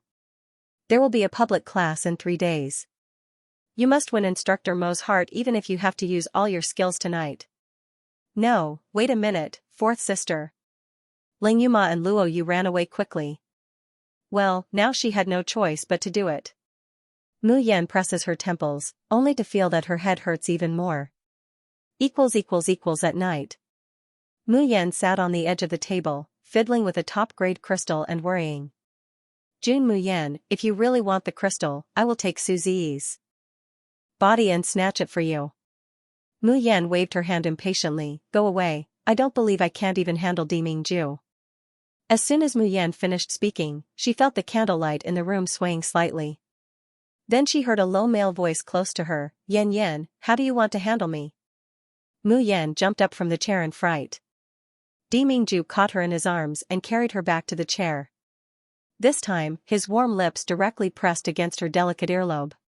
His warm and moist breath landed on her sensitive skin. Yan Yan, how do you want to handle me? Mu Yan's body shivered sensitively. The bright red spread from her ears to her whole body, making her gasp for breath. But very quickly, she regained her senses. Slightly pushing away the man imprisoning her, Mayan composes herself, Di Mingju, in 3 days, it will be the Yaoguan branch's instructor's turn to give a public lecture. Is that so? Di Mingju says indifferently, what does that have to do with Ben Jun? Mu Yan blinks, her eyes are bright, aren't you a tutor of the Yaoguan branch? You've been here for so long, yet you haven't attended a single class. Shouldn't you fulfill your duties as a teacher? Di Mingju caresses her face. His tone is calm and indifferent, but his words carry a meaningful ambiguity. Yan Yan, do you want to learn? I can teach you alone every day, every night. He bites hard every single day and night. At the same time, his fingers lightly graze Mayan's delicate earlobe. Mu Yan inwardly cursed the rogue. On the surface, he immediately rejected with a righteous expression. I don't want to teach alone. I came to the Starry School to enjoy the atmosphere of the school. Of course, I have to listen to the class with others. Moreover, you're a teacher of the Starry School, yet you don't even attend a single class. How can you explain that? Mu Yan is about to cry. Then she pleads softly for a while, but Di Mingju refuses. Mayan's eyes turn, and she sighs, alright, since Jun Shangdaran isn't willing to attend public classes, then I can only go and ask Junior Martial Uncle. TSK, Junior Martial Uncle is the most handsome man in our cultivation continent. He is the dream lover that everyone in the academy yearns to get close to and look up to. If youngest uncle is willing to attend public classes, then the arcade branch will definitely be overcrowded. At that time, I'm afraid I won't even be able to get a seat. With that, she stood up from Di Jun's embrace. But just as he stood up, he was grabbed by the waist and pulled back. The man is almost gnashing his teeth sound in the ear. You mean, that pretty boy is more attractive than Ben Jun? Mu Yan's words were clearly saying that if Luo Yunxiao went to class, it would inevitably be overcrowded. Therefore, she settled for the next best thing and came to him. He, the Extreme Domain Sovereign Emperor, actually lost to Luo Yunxiao. What most handsome man on the continent? Pui. That's because I left the Shozhen continent for too long. In the space, Qi Huang is also jumping up and down and cursing, ba ba ba, what number one handsome man in the continent, Jun Mayan, where do you put this Zun? This supreme one is the most handsome. Mu Yan resisted the urge to burst out laughing. At this moment, she feels that Di Mingju is simply as arrogant and childish as Qi Huang. Isn't that the truth? Mayan innocently looks at Di Mingju, beaming as she says, youngest martial uncle's title as the most handsome man in the continent has been around for a long time, and it's publicly acknowledged by everyone in the world. He's more charming than you, isn't that normal? But don't worry, right? I love you the most. Mayan Jia's last words not only didn't make Di Mingju feel relieved. On the contrary, it made him even angrier. He's more charming than you? What a joke. In Yin Yan's mind, that pretty boy is actually more charming than her? This was intolerable. Furious to the extreme, Di Mingju instead smiles faintly, more charming than Ben Jun? Let's give it a try. Mu Yan's eyes suddenly lit up, so, you agree to take the public class? Di Mingju casts a sidelong glance at her, you will know the answer in 3 days. Ben Jun will let you see with your own eyes who is the most charming person. Mu Yan, damn. Why was it 3 days later again? Are you guys messing with me on purpose? Should I agree or not? Can you give me a definite answer? Qi Huang, I'm the most charming, all of you get out of my way. Have you heard? The teachers of the arcade branch will start their classes in 3 days. Really? Really? Was it young Master Yun Xiao or Teacher Mo? No matter which one it is, I want to go, even if I have to die. Alas, but I heard that many people have already spent crystal stones to ask the people of the arcade branch to help reserve seats. The newly built, Rosy Clouds Garden, of the arcade branch can at most hold 100 people. I'm afraid that even if we rush there, we won't be able to enter. I heard that Yaoguan branch's people made a lot of money this time, at least tens of thousands of high-grade crystals. It seems that Jun Mayan brought back dozens of Qiankuan bags. TSK, they are so lucky. Not only can they see the 2 divine teachers, they can also earn crystal stones so easily. I'm going to Yaoguan branch to ask if there are any vacancies. In order to see the 2 mentors up close, I'm willing to pay any amount of crystal stones. I'm going to. This might be the only chance in this lifetime to get so close to Yunxiao Gongzi. Even if I have to go bankrupt, I'm willing. Listening to the discussion of the few people in the square in front of her, Lu Ruoxuan suddenly clenches the book in her hands, her complexion extremely unsightly. The jealousy that has been accumulating in the bottom of her heart is like a poisonous weed that has received nourishment, growing wildly. Jun Mayan, Yaoguan branch again, why are they the ones who get all the good things? Why is it that when she goes to Yaoguan branch, the one who receives everyone's attention isn't her, but Jun Mayan? Lu Ruoxuan's eyes are almost filled with tears. She always had a premonition that her original life should have been smooth sailing, surrounded by pursuers. She used to be so kind, so pure, so crystal clear, but now she can only scheme step by step to live in peace. And all of this is thanks to Jun Mayan. Ruoxuan, why are you still here? A middle-aged man's voice comes from behind. Lu Ruoxuan quickly restrains the emotions on her face, turns around, and shows a well-behaved smile. Instructor Huang, I still have some questions about talisman drawing that I want to ask you. Good, good, good. A man with a big belly and an oily face comes forward, his face full of smiles. In this academy, you're the only one who is willing to study talisman drawing with all his heart. However, your talent is really good. In time, your achievements will definitely surpass mine. As he says that, he puts his slippery hand on Lu Ruoxuan's. Deep disgust flashes through Lu Ruoxuan's eyes, but she bears it. Pretending to be innocent, she raises her head and sincerely looks at the middle-aged man. That's all thanks to Instructor Huang's guidance. To be able to receive Instructor Huang's praise, Ruoxuan feels full of energy. The middle-aged man surnamed Huang smiles even more cheerfully. Although he is an instructor, his status in the academy is extremely low. Moreover, talismans are very unpopular, and the one surnamed Huang himself can only draw 4th-grade talismans at most. Therefore, even the public classes are only attended by poor students who can't grab a seat in the outer sect. Now that he was being complimented by Lu Ruoxuan, who was an inner disciple and had a pure appearance, he felt like he was about to ascend to the heavens. Lu Ruoxuan said a few more flattering words that made Instructor Huang dizzy. Then, he pretended to ask casually, I heard that the 2 mentors of the Alcade branch are about to start a class. I wonder if it will be young Master Xianxia or Mentor Mo who will be giving the public class this time. As she spoke, she sighed softly and revealed a very sad expression. Ruoxuan really hopes to get your guidance, but I heard that many people have already signed up for your public classes. Ruoxuan probably wouldn't have a chance this time. But I really want to listen to the teachings of the 2 mentors. In fact, Lu Ruoxuan did not have much hope that the surnamed Huang would be able to get her a place to attend the lecture. Even if there was only a sliver of hope, she still had to fight for it. This was her chance to rise to the top. Who knew that when Tutor Huang heard her words, he revealed an astonished expression. Who told you that Sir Xianxia and Tutor Mo are going to have a public lecture? Do you know the identities of those 2 mentors? Instructor Huang raises a greasy and chubby finger and points to the sky, mysteriously saying, their identities are so high that you can't even imagine it. How could those 2 come to give a public lesson to a group of little kids? Are you daydreaming? Lu Ruoxuan suddenly freezes in place. Instructor Huang touches her face, and wretchedly turns around and walks away. This time, Lu Ruoxuan doesn't even care about being taken advantage of. She stands there in a daze for a long time, her eyes getting brighter and brighter. Soon, she can't help but let out a loud ha-ha laugh. From time to time, it attracts strange looks from the people around her. After a long time, she stops laughing and slowly lowers her eyes. Her face is full of malice and carefreeness. June Mayan, Xiaoyao School, this time you're dead. 3 days pass in a flash. Early in the morning of the 3rd day, there's still more than an hour before the class starts. The Yaoguang branch is already packed with people.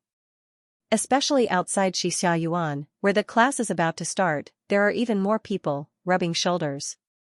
Everyone has an excited and expectant expression on their faces. They stare at the closed door of Xianxia Yuan, wishing they could directly burn it with their eyes. The school's classes are automatically opened and closed at a certain time. There's still an hour before the start of the class, and the door of Xianxia Yuan emits a silver light, then slowly opens to both sides. The people waiting outside the door cheered and rushed in. Although these people enter in a mess, they find their seats very quickly. Because almost everyone has the help of the Yaoguang branch's people to reserve a seat. As for those who don't have a seat, they can only stand at the door and watch with envy. Because even if they go in, once the class starts, the array in Xianxia Yuan will directly expel them. And the moment of being expelled is still very painful. Every student in Xianxia Yuan raises their heads in anticipation, anxiously waiting. But the 7 people of the Yaoguang branch sitting at the very front are unusually restless.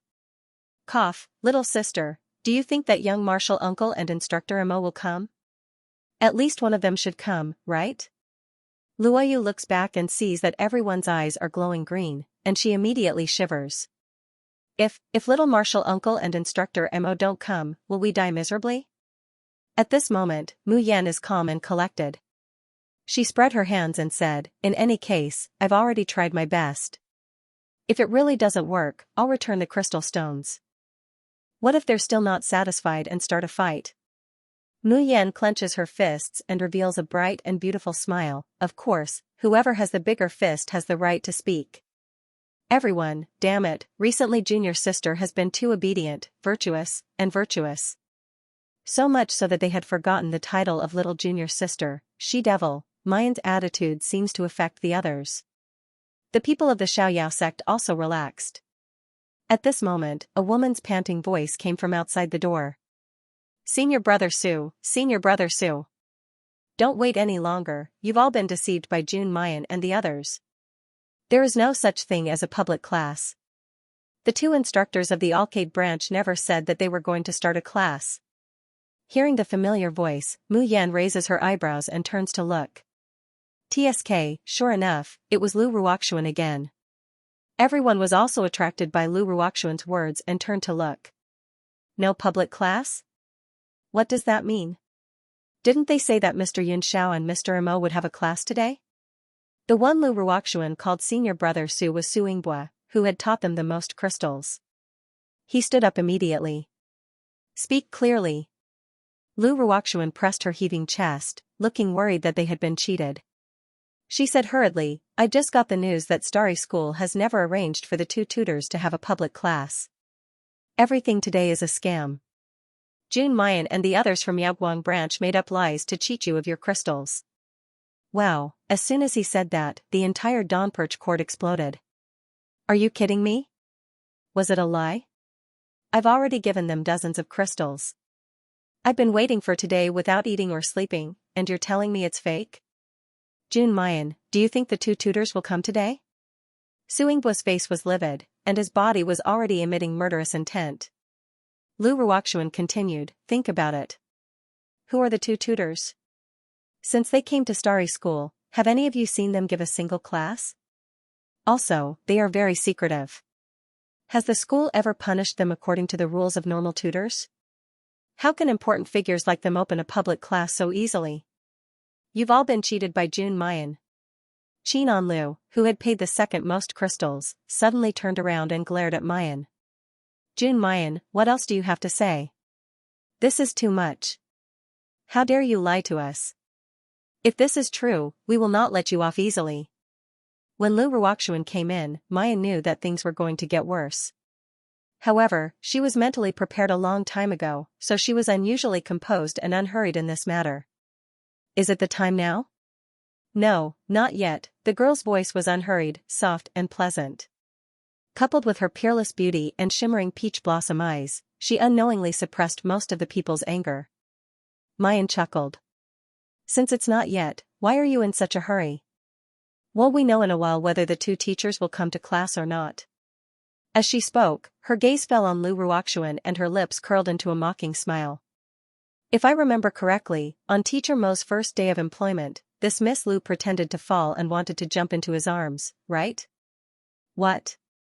That day, you failed to throw yourself at me in Tai Square, and now you want to use this as an excuse to get a seat. There was a moment of silence in Shisho Garden, and then someone burst into laughter. Obviously, many people recalled the scene when Lu Ruoxuan deliberately threw herself into his arms. That scene, not to mention the male cultivators, at least the female cultivators were extremely disgusted.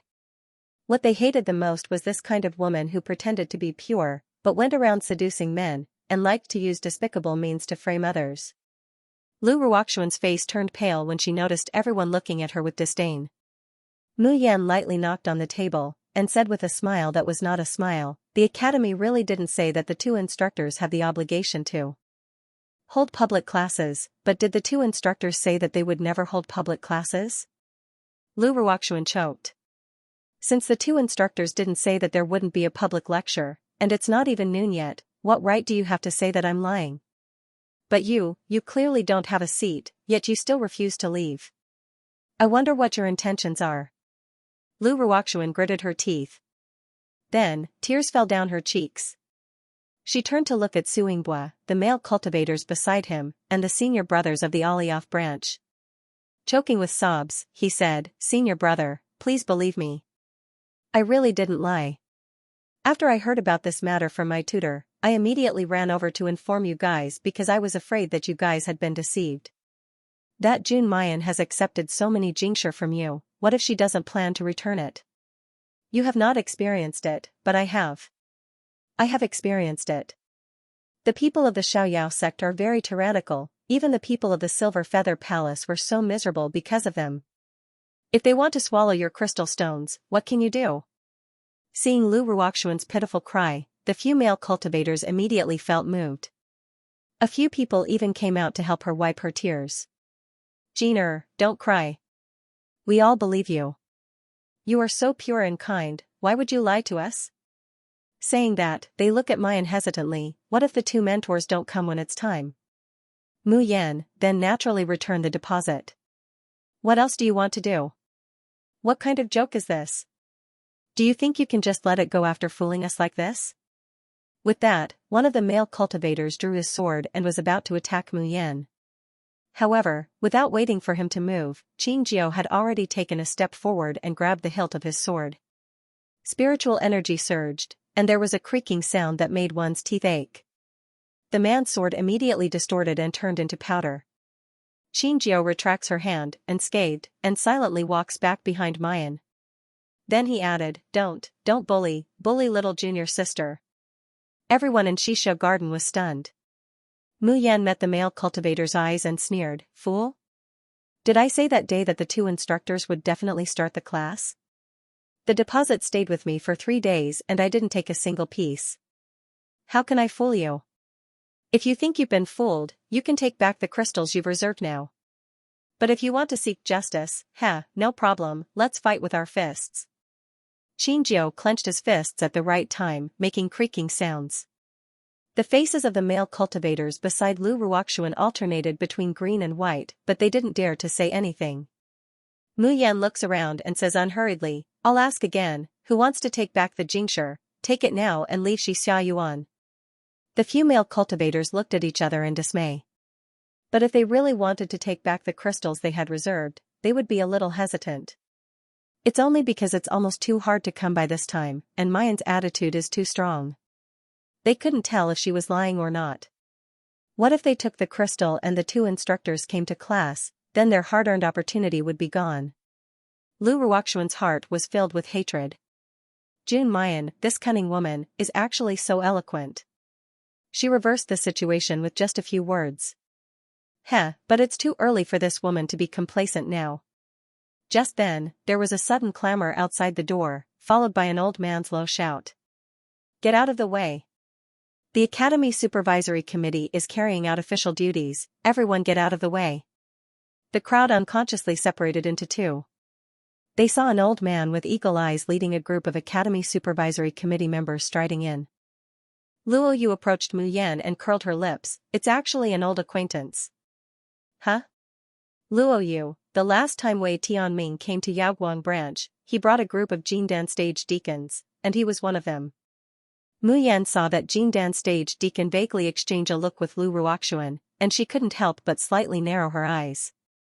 It seems that they didn't come with good intentions, that Jindan stage deacon went straight to Mu Yan, and coldly said, Jun Mu Yan, Ling Yuma, Lan Luoyu, you are suspected of using mentors to deceive your fellow students. This action has already violated the rules of the school. Now, please come with us. Ling Yuma's face darkened, and she was about to explode, but was pressed back by Mu Yan. Mu Yan looked at that Jindan stage deacon, and unhurriedly said, excuse me, how did I deceive my fellow students? How did I violate the school rules? The Jindan stage deacon coldly snorted, the school has already stipulated that the two mentors don't need to hold public classes. You misled your fellow students, took the opportunity to accept crystals, and obtained ill-gotten gains. Isn't this a violation of the school rules? Saying that, his cold gaze swept over the people around him. Did the people of Yaoguang branch obtain ill-gotten gains from your hands? Yes. Several people standing next to Lu Ruoxuan immediately took out a yellow piece of paper, reporting to the deacon, this is the proof that Jun Mu Yan and the others left behind after receiving the crystals as a deposit. We were very eager to listen to the two mentors' classes, so we didn't hesitate to pay a huge sum of money. I didn't expect that this was a lie. The Jin Dan stage deacon took the paper and opened it, and his face revealed a sinister smile. Jun Muyan, what else do you have to say? Muyan curled her hair with her fingers, and her expression was indescribably languid and careless. What else can I say? They gave us crystals, and we provided information to help occupy seats. This is a transaction of the transaction, why should we explain it? If you want an explanation just like that, then why don't you ask the people from the other academies who helped to occupy or sell their spots? If you want to punish them, shouldn't you punish them first? The Golden Core Deacon was stunned for a moment before he angrily said, how can this be the same? How are they different? Mayan sneers, these are all private transactions, things that have been agreed upon by convention. How can people from other branches do it, but my Yaoguang branch can't? Does this deacon think that there's no one in the Alcade branch? The Golden Core Deacon's face trembled with anger, but he didn't know how to refute. Lu Ruoxuan immediately steps forward and says, Jun Mayan, don't twist words and force logic. Although the senior brothers and sisters from the other branches also sold information, the public lectures were real. However, the two instructors of the Alcade branch didn't know how to give public lessons. Shouldn't you be punished for swindling your fellow disciples' Sparstones? Mayan coldly glances at her, didn't I tell you? If you want to get your deposit back, please go ahead. I want to get the crystal back. I also want to get the crystal back. What two mentors are teaching, it's clearly a lie. That's right, if it wasn't a lie, why would the people from the student council come over? Mayan isn't annoyed in the slightest. She directly takes out her Qianquan bag and returns the crystal stones to them one by one. But before she returned the crystal stones, she smiled and said casually, let's be frank. If the person who gets the deposit today wants to ask the Alcade branch for help in the future, the price won't be 10 times or even 100 times more. The person who came to collect the deposit hesitated for a moment. But when she looks at the supervisor standing on the side, she is immediately convinced that Mayan and the others are swindlers. Lu Ruoxuan looked at the motionless Suingbua and said in a sweet voice, Senior Brother Su, why are you still in a daze? You paid the most spar, don't be cheated by this group of people. Suingbua frowned, but slowly sat back in his seat. I don't care about those crystals. What he was more concerned about was whether he could listen to Teacher Mo's lecture. Even if there was only a sliver of chance. The blue-clothed Qinanlu also sat firmly in her seat after some hesitation. In order to be able to see young Master Yun Xiao from a close distance, she didn't mind throwing away 1,000 crystals, so what did a mere few hundred crystals count as? Very soon, 1/3 of the people in Shisho Garden were gone. Mu Yan looks at the people still sitting in their seats, and the corner of her mouth can't help but twitch. What kind of magic do these two evildoers, Di Mingju and young martial uncle, have? Even if there was only a sliver of hope, these people were still willing to pay crystal stones to see them. TSK. Third senior brother was right. If they could sell some accessories for the two of them, wouldn't they be rich? Mayan repeatedly shakes her head, shaking away the dangerous thoughts in her mind. The Golden Core Deacon sneered, don't think that this matter is over just because you returned the crystal stones. You deceived your fellow disciples, this matter will definitely not be left at that. Come with us to the Education Commission. Mu Yan raises her eyebrows and is about to speak. Lu Ruoxuan suddenly shouted, it's time. It was already the time. The two mentors haven't arrived yet. This proves that Jun Mayan is lying. She's using the two mentors to deceive everyone. This time, the entire Shisho Garden, including those who did not get their deposits back, exploded. Jun Mayan, speak clearly. Will the two instructors come to class? So it really was a lie. Damn it, return my crystal stone. How dare you use young Master Yun Xiao? Alcade branch, just you wait, I won't let you off. A whip suddenly appeared in the Gold Core Deacon's hand. He waved it fiercely and shouted, men, tie up all the people from the Alcade branch and bring them back to the Dean's Council for questioning. The member of the Academic Council standing behind the Golden Core Deacon responded and immediately stepped forward. Lu Ruoxuan revealed a complacent smile. But at this moment, a gentle but powerful force suddenly swept through the entire Perching Dawn Garden. In an instant, it was as if a violent gale had swept through, sweeping away all the violence. It also caused everyone's clamor and voices to disappear without a trace. Then, a low, gentle, and magnetic voice came from outside Donperch Court. "What's with all the noise so early in the morning?" Everyone turned to look at the door, and their eyes almost popped out of their sockets. They saw a man in plain clothes, holding a book in his hand, slowly walking in from outside. Just looking at it would cause one to be intoxicated and intoxicated. Many of the female cultivators in Donperch Court covered their mouths to prevent themselves from screaming. His face was flushed, and his eyes were glazed over. He looked like he was about to faint. "Young Master Xianxia." God, it really is young Master Xianxia. They actually saw a living young Master Xianxia at such a close distance. This day was worth it no matter what. When the people of the Xiaoyao sect saw Luo Yunxiao, they almost cried tears of joy. Sob sob sob, youngest martial uncle really doted on them. In the nick of time, little martial uncle still rushed over to save them. "Little master. Instructor Luo, they said that 6th senior sister lied to her fellow disciples. They said that you weren't going to hold a public class at all. They even wanted to take 6th senior sister away to punish her. Mentor Luo, quickly help 6th senior sister clear her name." Luo Yu immediately complained loudly when she saw little martial uncle. Luo Yunxiao's gaze swept over Mayan and fell on the gold core deacon. The man's gaze was calm, and his features were as clear as a painting. But being stared at by such a pair of eyes, beads of sweat began to appear on the golden core deacon's forehead. Luo Yunxiao said slowly, "You want to take my student away?" The golden core deacon grits his teeth and tries his best to maintain his composure, replying to young Master Yunxiao, Our dean received a report saying that June Mayan is swindling people. Taking her away this time is only a routine investigation." Luo Yunxiao's lips curled into a sneer. But when he did it, his expression was still as gentle as beautiful jade, making people unconsciously intoxicated. "I'm the one who agreed to attend the public lecture today. How am I cheating?" As soon as he said that, the entire Donperch Court exploded. Those who had made reservations for Luo Yunxiao were so excited that they almost fainted. But people like Su Yingbua, who came for Di Mingju, show a regretful expression. Ling Yuma put her hands on her hips and laughed, "Did you hear that? Our little Instructor Luo is going to have a public lecture. Those who don't have a scheduled class, why don't you get out? Perching Dawn Court is about to be cleared." Cold sweat dripped down from the golden core deacon's forehead. He almost couldn't withstand it and wanted to retreat. And Lu Ruoxuan's face was completely ugly. She had never imagined that Luo Yunxiao would actually attend a public lecture. Impossible. How was this possible? With Luo Yunxiao's identity and status, how could she lower herself to attend a public lecture? June Mayan, this slut, why is her luck so good this time? Just as he was thinking, Ling Yuma suddenly stepped forward and sent Lu Ruoxuan flying with a slap. "Why are you staring at my junior sister so fiercely? You scared my little junior sister. Do you believe that I will dig your eyeballs out?" Luo Yu, on the other hand, waved her hand at the golden core deacon. "Why are you still standing here?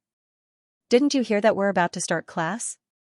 Everyone thought that the people from the Academic Supervisory Board would retreat in embarrassment. However, he didn't expect that the Jindan stage manager would be sweating profusely. After hesitating for a while, he gritted his teeth and said, "Even if young Master Yunxiao agreed to attend the public class, the information that June Mayan sold also included Instructor Mo. With Instructor Mo's esteemed status, how could he possibly attend a public lecture? In the end, she has deceived others, and even used it to obtain ill-gotten gains. Today, I can let the others of Yaoguang branch go, but I must take June Mayan with me." Luo Yunxiao's eyes darkened, and a bone-chilling expression flashed across his usually warm face. "No, but Mr. Yunxiao, please rest assured. We are only taking her away for investigation. We will not hurt Mayan. Mr. Yunxiao, you are famous and powerful. We cannot defeat you, but you are in the Starry School after all. If you don't follow the school rules, it will be too unreasonable. Don't you think so?"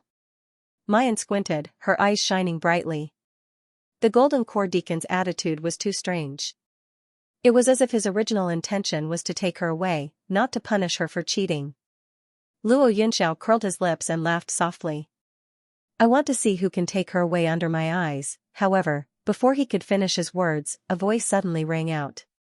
The golden core deacon's face suddenly turned pale and he spat out a mouthful of blood.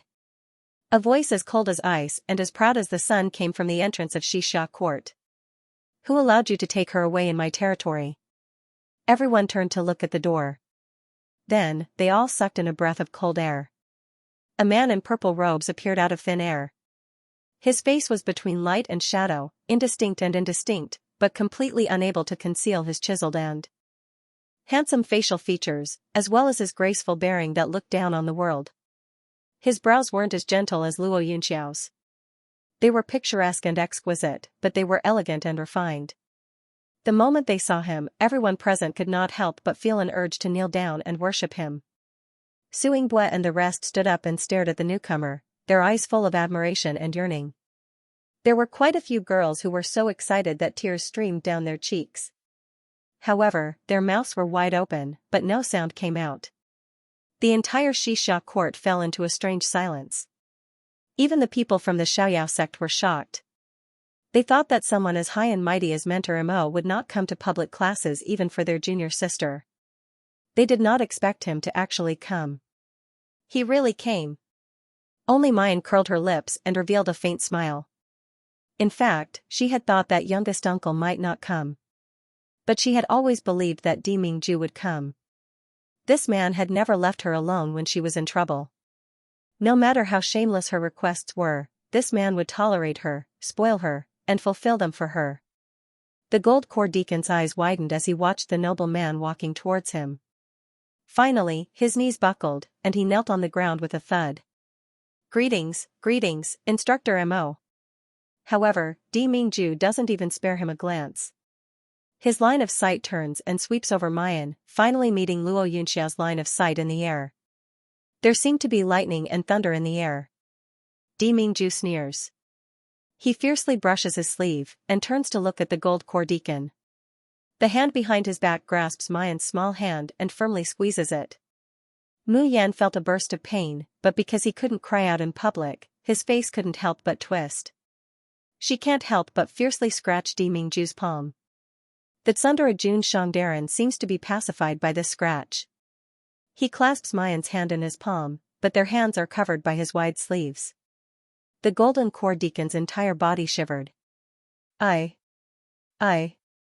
I wouldn't dare, he vaguely knew the identity of this teacher Mo. Even Principal Di Yudao did not dare to offend such a person. Lu Ruoxuan clenches her hands into fists, looking at Di Mingju's peerlessly handsome face, as well as the way he's protecting Mayan. The jealousy in her heart was like millions of ants gnawing at her heart. Finally, she couldn't help but take a step forward and raise her voice. Mentor Mo, you're protecting Mayan like this. But do you know that Jun Mayan is using you to deceive you? She's using you and Teacher Luo's banner to collect money outside. Di Mingju turns his head and coldly looks at Mayan, his expression very unfriendly. So be it if they were using his name, they even used Luo Yunxiao's name. Could it be that his reputation as the polar domain sovereign was not enough? Mu Yan laughs dryly with a guilty conscience. She has a nagging feeling that she will be settled later on, and then die miserably. When Lu Ruoxuan sees Di Mingju's expression, she thinks that he's angry. His eyes immediately flashed with a hint of joy. He stepped forward and said, Instructor Mo, I believe that Jun Mayan and the others also have their own difficulties in doing this. But no matter how difficult it is, they can't do something that would ruin the reputation of the two instructors. Their behavior is so vile. If we don't punish them a little, what if they push their luck in the future? Di Mingju's line of sight turns, and for the first time, it finally falls on Lu Ruoxuan's face. Lu Ruoxuan looked at the pair of bottomless ice blue eyes and the handsome facial features. She was so excited that her whole body was trembling. She tries her best to reveal a charming and shy smile, moving a little closer to Di Mingju. She opens her mouth innocently and eagerly, Mentor Mo, I didn't mean to say bad things about Jun Mayan and the others, I just really don't want so many people to be deceived. The corners of Di Mingju's lips slowly curve up. His appearance was already extremely beautiful, and when he smiled, his eyebrows were even more dazzling. But what flashed through everyone's mind was not dejection or amazement. Instead, it was fear and trembling from the depths of his soul. Lu Ruoxuan's charming expression suddenly froze on her face. Beads of sweat rolled down her forehead. Her clothes were also soaked in the rain. At this moment, she heard the man's cold voice. Who in this world has the right to punish Benjuan's woman? When Yanyan's name comes out of your mouth, Benjun feels disgusted. Lu Ruoxuan's eyes widened in shock. What did teacher Mo mean by that? Jun Mayan, that slut, is instructor Mo's woman? No. Impossible. She didn't believe it, however, before she could react, she felt a sharp pain on her face. She felt as if someone had slapped her in the face, causing her teeth to fall loose.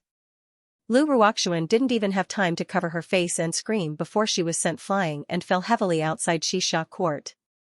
At the same time, the Golden Corps Deacon and the members of the student council were also thrown out. As soon as the Golden Corps Deacon landed on the ground, he immediately spat out a mouthful of blood, and his whole body softly fell to the ground. He crawled up from the ground, inspected his body, and immediately let out a shrill scream. It turned out that at that moment, his Golden Core had actually shattered, and his cultivation had once again fallen to the immediate stage. Although the other members of the student council did not experience a drop in their cultivation, their faces were pale and they were on the verge of collapsing, unable to get up for a long while.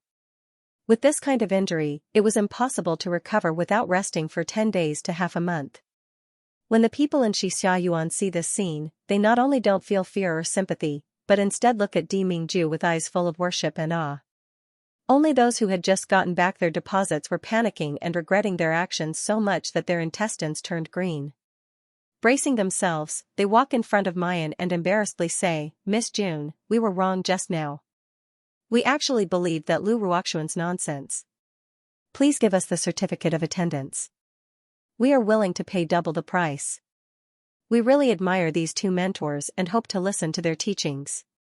As they say this, they can't help but glance at Di Mingju and Luo Yunxiao. They hoped that the two teachers would stand up for them. But who could have known that Di Mingju and Luo Yunxiao, one is cold and indifferent, the other is light and breezy, as if they simply don't care about anyone in the world. Unexpectedly, he gave Mu Yan full authority to take charge of his own affairs. Mu Yan looks at these people, and says unhurriedly, "I've already said what I just said very clearly.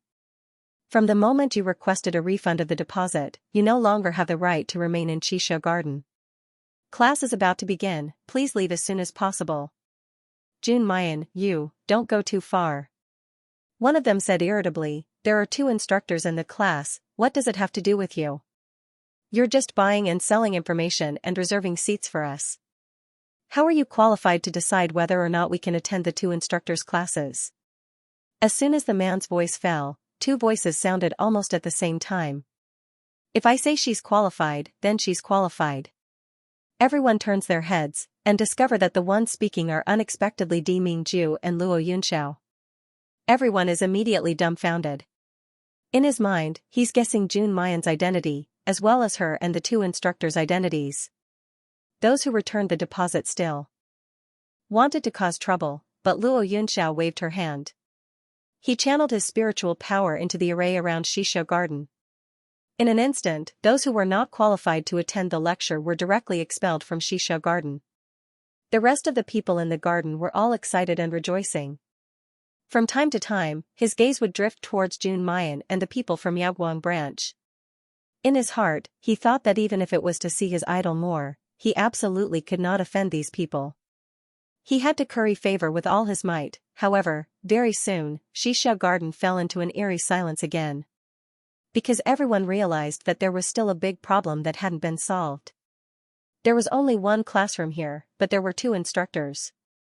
So, who was the one giving the public lecture today? After a moment of silence, the students below immediately started arguing. Some of them were die-hard fans of young Master Yun Xiao. Someone was determined to get Teacher Mo's guidance. In the beginning, because of the presence of Di Mingju and Luo Yunxiao, the 2 sides have restrained themselves, paying attention to their image. In the end, she had forgotten everything and only cared about protecting her idol. The 2 sides almost broke into a fight. Mu Yan is dumbfounded. She wants Di Mingju and Luo Yunxiao to mediate. Who would have thought that these 2 old men would be so calm and unperturbed, as if it had nothing to do with them? He turned a deaf ear to the chaos in front of him. Mu Yan presses the throbbing veins on her forehead and roars, "Stop arguing." Then, Qinanlu in blue suddenly stood up and said loudly, "Jun Mayan, why don't you make the decision? Should we let Mr. Yun Xiao attend this public class? Of course, it must be Mr. Yun Xiao. So many people in the world want to meet Mr. Yun Xiao but can't. You actually want to push him away. You're all idiots." Mr. Yun Xiao's fans shouted and waved their hands in support. Suingbo also stood up with a cold face. What a joke. Men should compete in strength.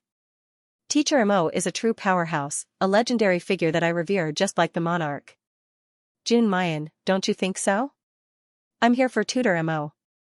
Whoever dares to let Tutor Mo leave, I won't let him off. Both parties stand up at the same time, looking at Mayan like a tiger watching its prey. Jun Mayan, speak. Who should attend this public class? Mayan. Are you all demons? What the hell did I do? Why did I get shot even though I was lying down? Almost at the same time, Di Mingju and Luo Yunxiao also looked over. Their expressions didn't change, but their eyes were burning. Di Mingju brushed away the flow of his accessories and said casually, I also want to hear your answer, Jun Mayan. Mayan shivered. She always felt that if she answered Uncle Master, she would not only die a horrible death when she returned. He would die without even leaving a corpse behind. All right, Mayan opened her mouth and wanted to answer. But Luo Yunxiao smiled warmly. Think carefully before you answer. Uncle Master's gentle appearance made him look like an elegant prince.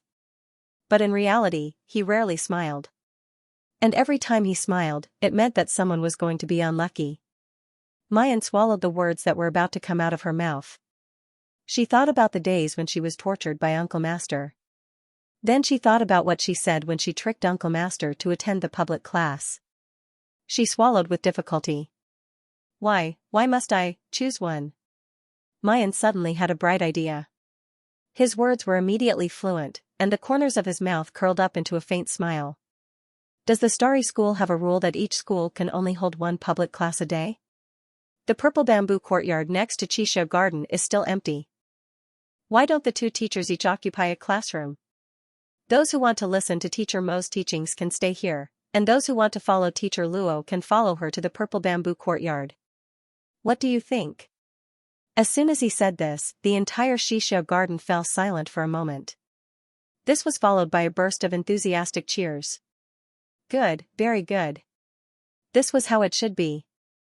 This was how it should be. Why didn't I think of that just now? Ah, bastard, I don't want to miss either of the instructor's classes. Jun Mayan, you really keep your word. I think this bit of crystal is well worth it. Mayan turns her head and meets the meaningful and unkind eyes of the two evildoer mentors. She immediately feels her scalp go numb. Ahem, little. Instructor Luo, this way please. Luo Yunxiao didn't make things difficult for her. She just looked at her deeply and turned to go to purple bamboo courtyard. Those diehard followers of young Master Yun Xiao immediately followed after him. The Xianxia Garden had already lost a third of its students. Now that it was split into two, neither classroom was full. If we knew that the two mentors were willing to open a public class, we should have sold more places. Mayan grins, revealing a faint smile. It's not a pity, it's not too late for us to go out and auction the places now. As soon as these words come out, the people of the Xiaoyao sect are shocked. Little sister, are you serious? Auction it on the spot? Aren't you afraid that the two mentors will settle accounts with you later, Mayan, hee. This lady is now full of lice and doesn't itch, and I don't need to worry about debts. In any case, some narrow-minded man will settle accounts later, so it's better to fish enough now. She shows everyone a disdainful smile. How about it? Do you dare to do it with me? Do it. Why wouldn't I? Ling Yuma slaps her thigh and laughs, ha ha ha, let's go to the auction now. I reckon that the group of people hanging their necks in Yaguang branch will go crazy with joy when they hear this news. The people of the Xiaoyao sect go to the place where the crowd has gathered. They don't care if their conversation will be heard by the two mentors inside. Chumoli looks at the direction of the little sister's departure, then looks at purple bamboo courtyard and Xianxia Yuan. He can't help but smile and shake his head. Little junior sister is little junior sister. Think what people don't dare to think, do what people don't dare to do, hee, interesting, really interesting. Mayan has never listened to Di Mingju's lecture. Moreover, she can't imagine what Jun Shangdaran will look like when he stands on the stage and gives a lecture. So, Mayan stays back in high spirits. Xianxia garden was quiet. Everyone's eyes sparkled as they stared unblinkingly at the man who was as handsome as a god on the stage. They're afraid that they'll suffer a loss if they don't look. Everyone is waiting for the man to use his low, sexy, and indifferent voice to talk about cultivation. However, the next moment, Di Mingju's action makes everyone stunned. They see him raise his hand. In an instant, a blue light spreads from his palm. The clear and crystalline light instantly turns into a whirlpool. Before everyone could react, it has completely enveloped the entire Xianxia Yuan. The people in Xianxia Yuan suddenly feel their hearts palpitate, and they're panicking. This blue light doesn't bring them pain, but it makes them feel like everything has been seen through. But the one who was the most shocked was none other than Mu Yan. Because the moment the blue light spread, she realized. This is a domain, Di Mingju's domain. However, this domain was completely different from hers. It seemed light and formless, illusory and blurry, yet it seemed so real that it could deeply engrave itself into one's soul, bones, and blood. Compared to her domain, Di Mingju's domain is indescribably powerful, so powerful that she simply can't see the end of it. Moreover, she had an illusion, such a strong, oppressive domain of her nerves. It's just the thin edge of Di Mingju's domain, it's just the tip of the iceberg.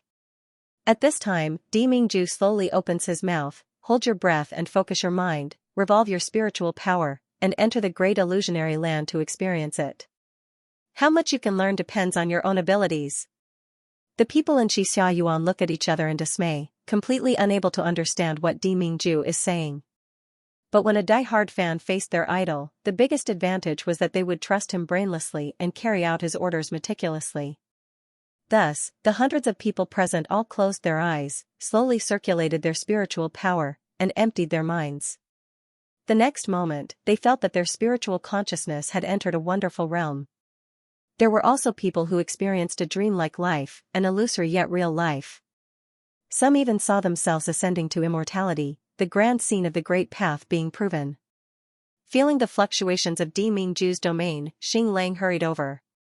Seeing this scene, he was so jealous that his entire body and soul were about to distort. Bastards, these stupid mortals, how could they enter Junshan's great illusionary land? Even the most basic great illusionary land was something that many immortals on this Xiaoxian continent yearned for but could not get.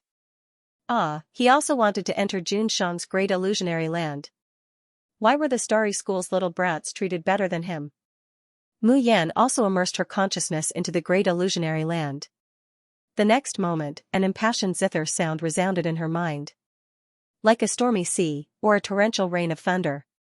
Golden spears and armored horses, swallowing mountains and rivers, the entire sea of consciousness seemed to be turned upside down. Faintly, from the direction of Purple Bamboo Courtyard, there was also a clear and cold energy surging in, intertwining with her consciousness. After a moment, a second zither song appeared in her mind. Like resentment or admiration, like weeping or complaining, like a dream or infatuation. Clearly as gentle as water, but mixed with soul-penetrating loneliness and desolation. Two zither sounds madly intertwined in her mind, one advancing and one retreating, one strong and one weak. Mu Yan only felt a roar in her mind, as if it was about to explode. Her forehead was also faintly beaded with sweat.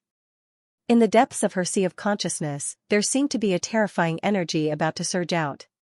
Mu Yan suddenly opened her eyes, escaping from the great illusionary land created by Di Mingju. Di Mingju's gaze had never left her from the beginning. Seeing her open her eyes now, he couldn't help but frown slightly. For those who immersed themselves in the great illusionary land, the longer they stayed inside, the higher their talent was. Naturally, the more benefits they could obtain. And Mu Yan was actually the first to wake up. Xing Lang gloated in the dark. Looks like this woman Mu Yan's talent in the domain is only SOSO. Di Mingju grabbed her hand and pulled her into his arms. His voice was cold, but with a trace of concern. What's wrong? Mu Yan frowned slightly, but for a moment, she couldn't tell what had happened in that instant. She was a little scared, but also a little regretful. What he was afraid of was that if that power had erupted, the consequences would have been unimaginable. Regrettably, she could feel the power and change that power could bring her. Unfortunately, it disappeared all of a sudden. No. Did the other force belong to youngest martial uncle? Could it be that junior martial uncle was also using the great illusionary land to teach? If she went to youngest martial uncle's place to meditate now, would she be able to stimulate that power? Thinking of this, Mu Yan became restless. I'll go to the purple bamboo courtyard to take a look. Ming Jun narrows his eyes, a dangerous light spilling out from the bottom of his eyes. Jun Mayan, say that again? Mu Yan looked around and saw that everyone in Shisho Garden was immersed in the great illusionary land. Not a single one of them had woken up. She immediately smiled and touched the man's tight and perfect abdominal muscles. She tiptoed and kissed the corner of his lips. Be good, don't mess around. I really have something to prove. Pausing, she used a slightly seductive and husky voice to say, I know that Jun Shang wants to settle accounts with me after the autumn. Then why don't we record this as well and settle it together tonight? He really wanted to punish this damned woman on the spot. Mu Yan chuckled and let go of him. She turned around and left Shisha Court. Before she left, she even smacked her lips. The Lord was really a perfect boyfriend, in every aspect. Oh, of course, it would be better if he didn't get jealous. 2 hours passed. Yaoguang branch was still full of people. Starry School's public classes didn't have a specific time. They only needed 2 hours, less than 6 hours. The specific time was decided by the tutors. 2 hours had just passed. Shisha Court and Purple Bamboo Court didn't even waste a second. The doors opened suddenly. But after the doors opened for a long time, students finally came out one after another. However, every one of them looked dazed and pale. They walked unsteadily, as if they would fall at any time. The cultivators who waited in Yaoguang branch but couldn't attend class heaved a long sigh of relief. They felt a vague pleasure in their hearts. So what if they went to the two tutors' class? It didn't seem to be a pleasant experience at all. Maybe the two tutors were just sitting there and didn't even say a word. Just like that, 2 hours passed. TSK, luckily they didn't go in to listen. Otherwise, they would have wasted their crystals. However, at this moment, the few students who had walked out first seemed to have just come to their senses, and with a loud shout, they seemed to have just woken up. Why did I wake up so quickly? I feel like I was so close to understanding that trick. The others also recovered their expressions one after another. His originally pale and blurry face was now in high spirits, mixed with incomparable heartache. Aya, I'm a little better than you. I feel like my understanding of the sword intent has deepened. No, I'll go back and practice my family's inherited sword art. I feel like my sword art is about to make a breakthrough. Haha, my alchemy level has already broken through. Oh my god, I thought it would take at least another year. I didn't expect to advance to the 4th level alchemy master now. Isn't Suingbo the most amazing? My god, he actually advanced to the great perfection of Anidia, and from what he said, it seems like he has already stepped into the golden core realm. Hasn't Chinanlu also reached the great circle of Anidia? Moreover, her heavenly dance of red sleeves seems to have broken through as well. The more the people of the Alcade branch heard, the more shocked they became. In the end, he couldn't believe what he had just heard. Finally, someone couldn't help but step forward and ask, did you learn something from this lesson? Gain something? The person who was being held back laughed weirdly. Are you kidding me? You call this gaining something? I've been studying in the Starry School for 3 years, and what I've gained today is not as much as what I've gained today. The person who asked the question was stunned. No, that's impossible, right? It's just 2 hours. No matter how well the two instructors teach, how much can they learn? Only 2 hours have passed? It feels like years have passed. TSK, I feel like I've lived my whole life. These 2 hours are really comparable to the previous 20 years of my life. That person still didn't give up and asked, what did the two instructors teach? Was it a cultivation method? Was it an advanced secret technique? Or some kind of support matrix? You wouldn't understand even if I told you. The two instructors are godly people, the things they teach can only be understood and not explained in words. The students that come out of Xianxia Yuan and Purple Bamboo Courtyard become more and more excited as they talk, each one of their faces flushed with happiness, as if they'd picked up a rare treasure. And the people waiting outside are both jealous and angry at the same time, itching to go back in time to 2 hours ago. Even if they go bankrupt, they still have to snatch a spot. Among this group of people, the most jealous, the most regretful, and the most angry, are definitely the group of people who rejected the deposit. After the two instructors' lesson at Arcade Branch has ended, Lu Ruoxuan hurriedly boarded the flying boat to escape. However, before she could fly to Alioth Branch, dozens of flying boats suddenly catch up to her, surrounding her. Someone even directly uses a flying boat to crash into Lu Ruoxuan's flying boat, almost causing her to fall from the sky.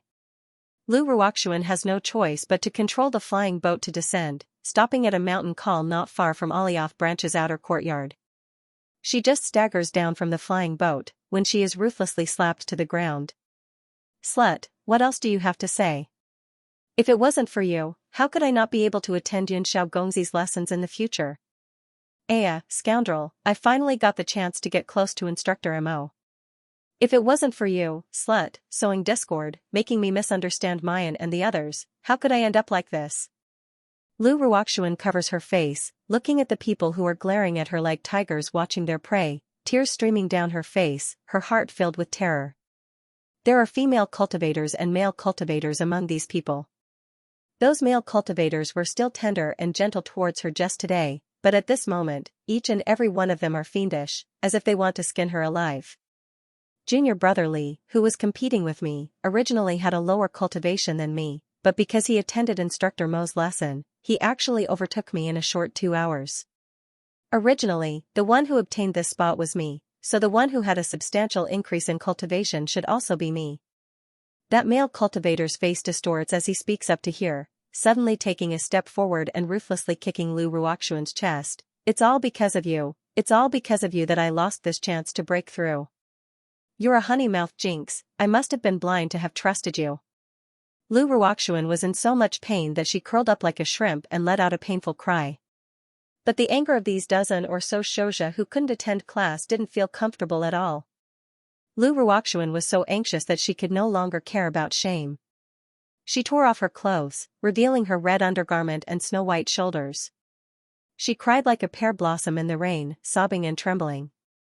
She was weak and beautiful like a little flower in the wind and rain, causing people to unconsciously want to take pity on her. "Senior brother, I really didn't mean to deceive you. It doesn't matter if others don't believe me. But please, you must believe me. Woo woo woo." She raised 3 fingers and swore to the heavens. "I, Lu Ruoxuan, swear to the heavens that if I really have the intention to harm senior brothers, then let me be struck by lightning and die a horrible death." As soon as she said this, the male cultivators revealed expressions of bewilderment. She had yet to finish her sentence. Her collar was suddenly pulled up by someone, followed by a few slaps on her face. "Believe? Ha, I'll let you know what it means to believe. Even now, you're still trying to frame Mayan. If not for you sowing discord and causing us to misunderstand Mayan, we wouldn't have lost the chance to listen to the lecture." Lu Ruoxuan's face swelled up like a pig's head from the slaps. What pitiful, pear blossom in tears, the few male cultivators who originally wanted to protect her, upon seeing her ghastly appearance, couldn't help but take a few steps back in disgust.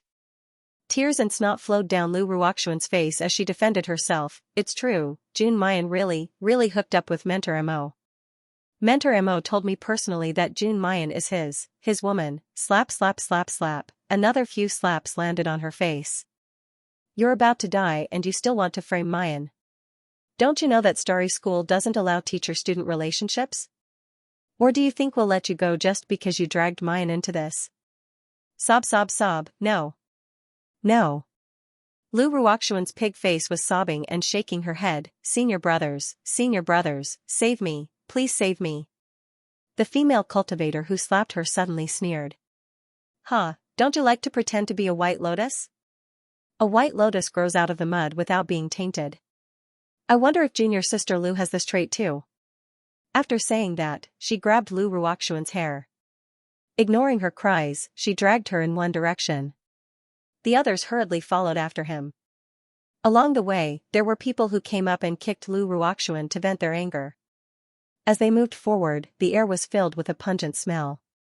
It turned out that this was a cesspool. The people in the Starry School's outer yard were only in the body refining realm and needed to eat grains that could not be completely converted into spiritual qi. Naturally, they had to excrete.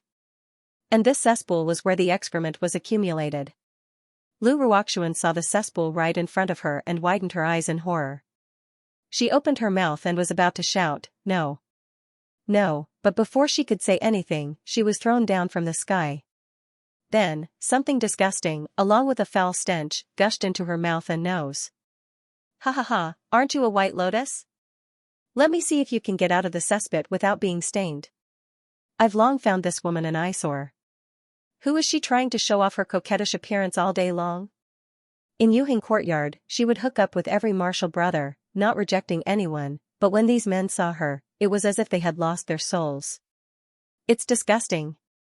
The male cultivators from the Alioth branch all showed awkward expressions and took a few steps back. Lu Ruoxuan wanted to climb out of the cesspool, but someone picked up a bamboo pole and hit her hard again. Her mouth and nose were filled with stinky feces and urine, and the hatred in her heart was accumulating bit by bit. Her eyes were wide open as she stared at him. He clearly remembered the faces of these people in front of him. In the future, she would make them pay for the humiliation she had suffered today 1,000 times over. However, the one she hates the most is still June Mayan. If not for June Mayan, she would still be that doted upon little junior sister. She was a pure and kind white lotus whose hands were not stained with the slightest bit of filth and blood. The sky gradually darkened, and there was no one around the cesspool. Lu Ruoxuan climbed out of the cesspool with difficulty. She could no longer stand on her feet, nor could she circulate the spiritual power in her body. She could only crawl little by little towards the flying boat in the mountain ahead. "I will not admit defeat. How can I, Lu Ruoxuan, fail so easily? When I become successful, I'll skin them alive, pull out their tendons, and drown them in this cesspool. There's also June Mayan, slut. B*TCH. June Mayan. I won't let you off. The pain I've experienced today, I'll make you pay back 10-fold, 100-fold. I curse you all to die a horrible death, a horrible death." At this moment, a young man's voice came from the darkness. "Ah, you scared me to death. So it's a human. Are you okay?" Lu Ruoxuan stopped cursing and looked up, but she suddenly met a pair of eyes that were as clear as water. Under the moonlight, the person's face could not be seen clearly. However, he could vaguely tell that this was a young man with a clear mind. Especially his eyes, they were like pearls made of colored glass. It was so clean and clear that no one would suspect that this youth had any bad intentions. Lu Ruoxuan had just experienced the malice of a group of people. At this time, facing such a clean and pure youth, her guard had unknowingly dropped. She raised her head and looked at the youth with a pleading gaze. Her voice trembled as she said, "Save me, please save me." All of Lu Ruoxuan's storage items were taken away. She didn't have any pills, talismans, or clean clothes. Due to the excessive consumption of spiritual power, he could not condense it, so he could only rely on his willpower to crawl back bit by bit. Now that she had met this young man, if he was willing to give her a pill and a set of clean clothes, the young man revealed a worried expression. "Senior sister, what's wrong? Did someone harm you?" As he spoke, he took out a pill from his bosom and gave it to Lu Ruoxuan. "Take the spirit supplement pill first and recover your strength." Lu Ruomin hurriedly took the pill and swallowed it. His empty dantian quickly produced a rich spiritual power. Lu Ruoxuan was ecstatic and showed a grateful expression to the youth. But in the next moment, he felt a sharp pain in his dantian. Then, he felt a sweetness in his throat and spat out a mouthful of blood. You. Lu Ruoxuan pointed at the youth and screamed, "Why do you want to harm me?" "Young man," Suzy slowly rose to his feet, a clear smile still on his face. However, his eyes had become bottomless. "Although I don't know where you came from, I actually happened to hear you cursing Big Sister. How can I let you live? It wasn't easy for me to get this pill. It can make a person's spiritual power grow crazily until their dantian and meridians can no longer bear it and their whole body explodes. You piece of dog shit, enjoy yourself here. After that, the young man leisurely turned around and continued to walk in the direction of the arcade branch with light steps. Lu Ruoxuan helplessly watched the youth's figure disappear. She wanted to call for help and beg for mercy, but there was no response. The hatred in his eyes turned into tears of blood. His blood-stained fingers dug deep into the soil. He didn't even notice that his fingernail had been flipped off and blood was flowing out of his hand when he grabbed onto a piece of skeleton. No, she's not reconciled. How can she reconcile with this? She should be in high spirits and be the center of attention. How can she die here like this? Do you want revenge? Just then, a faint, hoarse voice suddenly comes to Lu Ruoxuan's ears. The voice is neither male nor female, like a ghost. When it rings, it carries a bone-chilling chill that can calm people's bones. But it can ignite the deepest desire in the human body. Who, you, are you a human or a ghost? Lu Ruoxuan endured the pain in her body and looked around. But she didn't see a single figure. But soon, she found that the bone in her hand is emitting a faint green light. The green light shines on the blood on her hand, looking particularly strange. You don't need to know whether I'm a human or a ghost. You just need to ask yourself, do you want to become stronger? Do you want revenge? The voice is faint and hoarse, but it's extremely bewitching. Lu Ruoxuan presses the wound on her abdomen. Her face is completely distorted, and she almost roars, yes, I want to take revenge on those bastards and that bitch Jun Mayan. No matter what price I have to pay, as long as I can make them die a horrible death. He, that's right. As long as you sacrifice your soul to me and help me do things, I can help you achieve your wish. Lu Ruoxuan's eyes reveal a struggling look, but it is soon replaced by the desire for success and revenge. As long as I can take revenge, I'm willing to help you do anything. Ha. I've waited for hundreds of years, and finally, equals evolution moon sect, Ziyun realm. This is a secret room hidden underground, and a complicated array is set up in the center of the secret room. But it's not crystals that maintain the array, but the blood of spirit beasts that are riddled with holes. In the center of the array, a dark red bell hangs. But no matter how those spirit beasts struggle, the bell doesn't move, nor does it make the slightest sound. But suddenly, the red light on the array shines brightly, and the bell begins to shake violently, making a buzzing sound. The spirit beasts around the formation held miserably and struggled with all their might. But not long after, their blood is sucked dry, and they die. The door of the secret room was smashed open with a bang, and several people hurriedly ran out. Seeing the violently shaking bells, they all revealed expressions of wild joy. Found it, the most important ingredient has finally been found. If we hand over all the spirit herbs we found earlier to Fairy Qingwan, our Flow Moon sect will definitely obtain great benefits. The white-bearded old man's eyes were filled with excitement. Even his voice was slightly trembling, looking at the direction of the bell. It should be in the azure blue world. Quick, immediately order the Flow Moon sect to search for it. Yes, sect leader. They quickly retreated, leaving only the white-bearded old man and a tall, thin middle-aged man. Master, what is this catalyst? It actually took us so much effort to find it? What kind of medicine does Fairy Qingwan want to refine? The white-bearded old man in the lead stroked his beard and narrowed his eyes. What Fairy Qingwan wants to refine is the magnificent quicksand, that even Tiani men have already lost its inheritance. Magnificent quicksand? What kind of pill is this? I only vaguely remember that Master once said that this is the Tiani sect's unique secret medicine. If it is really refined and taken, it can take away another person's appearance, talent, and even fate. It is a very terrible elixir. Take away fate? The tall and thin man gasps, is there really such a sinister medicine in the world? What is the guiding drug? The white-bearded old man glances at the bell. The guiding drug is a very small number of people who are favored by the heavens and have a special fate. And this guiding drug is the most indispensable thing to refine, magnificent quicksand. The tall and thin man frowns, since it is a person favored by the heavens, if we offend it, won't it, pft. The white-bearded old man disdainfully laughs, what favored by the heavens, it's just a nice way of saying it. In fact, These people are just the descendants of the medicine men left behind from the ancient war. It is unclear whether it is a blessing or a curse to obtain a special fate. And if they encounter a true heaven's favored one, they will only what? Nothing?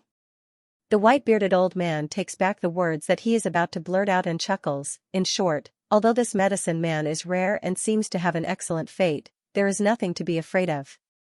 The tall and thin man can't help but laugh. Master is right. What heaven's favored one, won't he soon become a medicine man and we will refine him into an elixir to bless our flowing moon sect's ascension? This so-called special fate will benefit us at that time. The two look at each other and can't help but reveal an excited and expectant smile.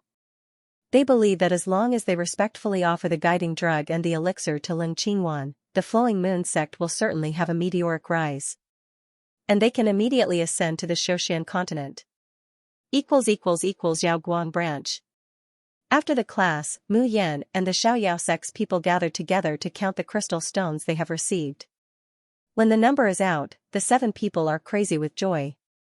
There are 91,621 pieces of upper-grade crystal stones. Ha ha ha ha, we're rich again. Junior sister, how many crystal stones do you think your alchemy furnace will cost? Quickly put it away and buy it tomorrow. Later, all our elixirs will be taken care of by you. Mu Yan smiles and puts the 78,000 crystal stones into her space. She doesn't take any of the other crystals. Instead, he shared it with his fellow disciples. Yun Rohan and the others were not pretentious. The few of them happily divided the crystals, each of them smiling so widely that their teeth could not be seen. Since we're so happy today, I think we should celebrate. That's right, we need to drink and roast meat to celebrate. Ha ha ha ha, let's celebrate our riches. Long live junior sister. I've been in the carefree sect for so long, but this is the first time I've felt so rich. The sky was getting dark, and the people in the other courtyards had already fallen into silence because of the curfew. However, the public square of the arcade branch was bustling with noise and laughter. Luo Yu jumped onto a fake mountain and shouted, "Next, everyone has to do something that they are not good at.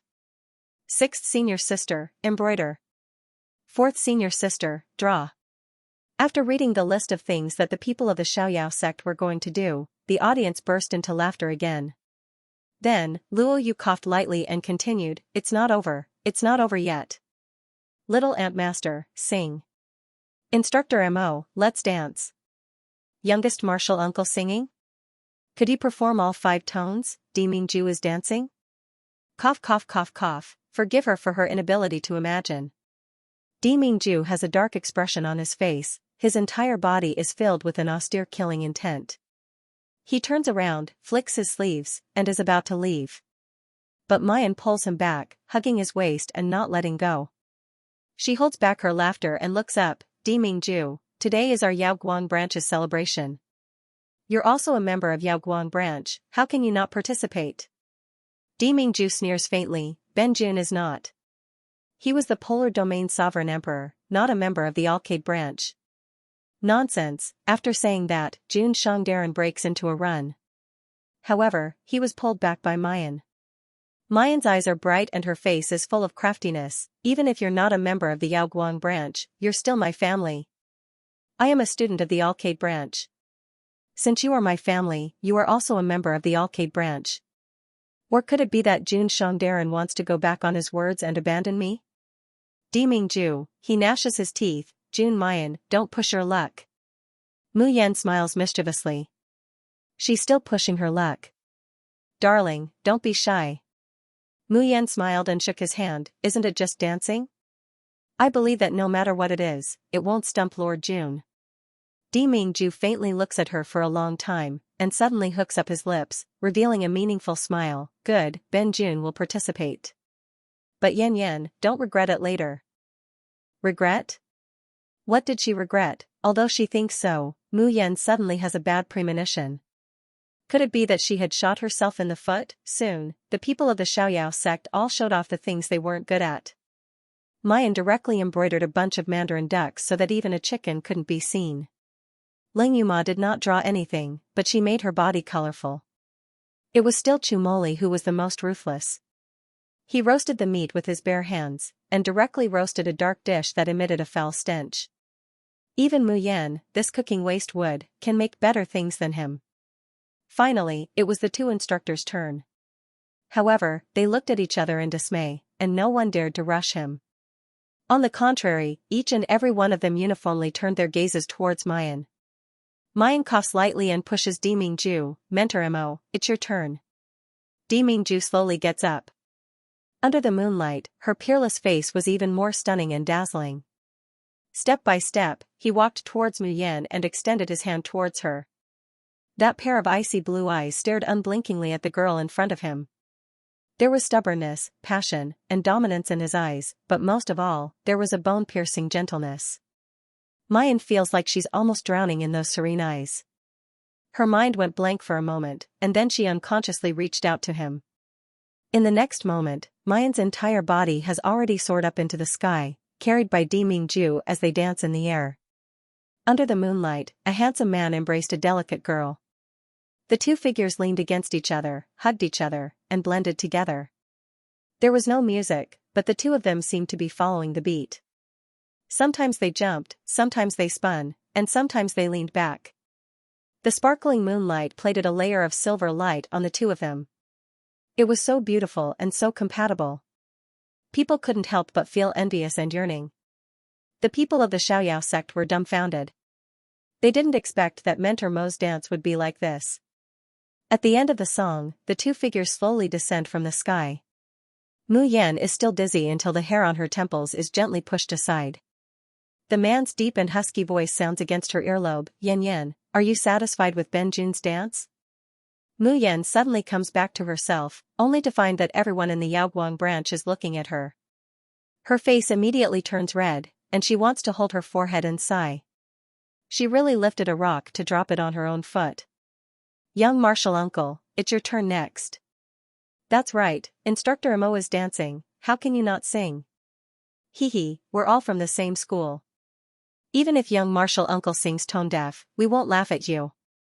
Luo Yunxiao holds a wine glass in her left hand and a barbecue in her right hand. Other people's movements when eating meat are always bold and vulgar. But when he does it, it's elegant and noble, gentle like jade, like a banished immortal, handsome and otherworldly. Hearing the jeering, the young man slowly raises his long eyelashes, and his indifferent eyes sweep over the loudest people. In a split second, the noise comes to an abrupt end. Luo Yu and Ling Yuma shrunk their necks in embarrassment, not daring to make a sound. Just then, Chumoli suddenly smiles and says, if young martial uncle is too embarrassed to sing alone, how about letting little junior sister accompany you? Yes, little junior sister's zither skills are superb. If little junior sister accompanies you, it can certainly cover up a little of young martial uncle's tone deaf. Mu Yan is dumbfounded, what did I do? Why am I the one who's lying down again? However, thinking that she can listen to young martial uncle sing, she can't help but reveal an evil smile. She stands up and dusts off the dust on her hands. Okay, I'll accompany young martial uncle. Saying that, without waiting for Luo Yunxiao to refuse, she sits on the ground, takes out the Tian Mo Chin and gently plays. The sound of the zither resounds, but Luo Yunxiao is still silent and indifferent. Just when everyone thinks that young martial uncle won't open his mouth no matter what, suddenly, a low and warm sound that can make one's ears pregnant resounds. It's not a song, just a soft humming. It's also like the murmur of an elf that humans can't understand.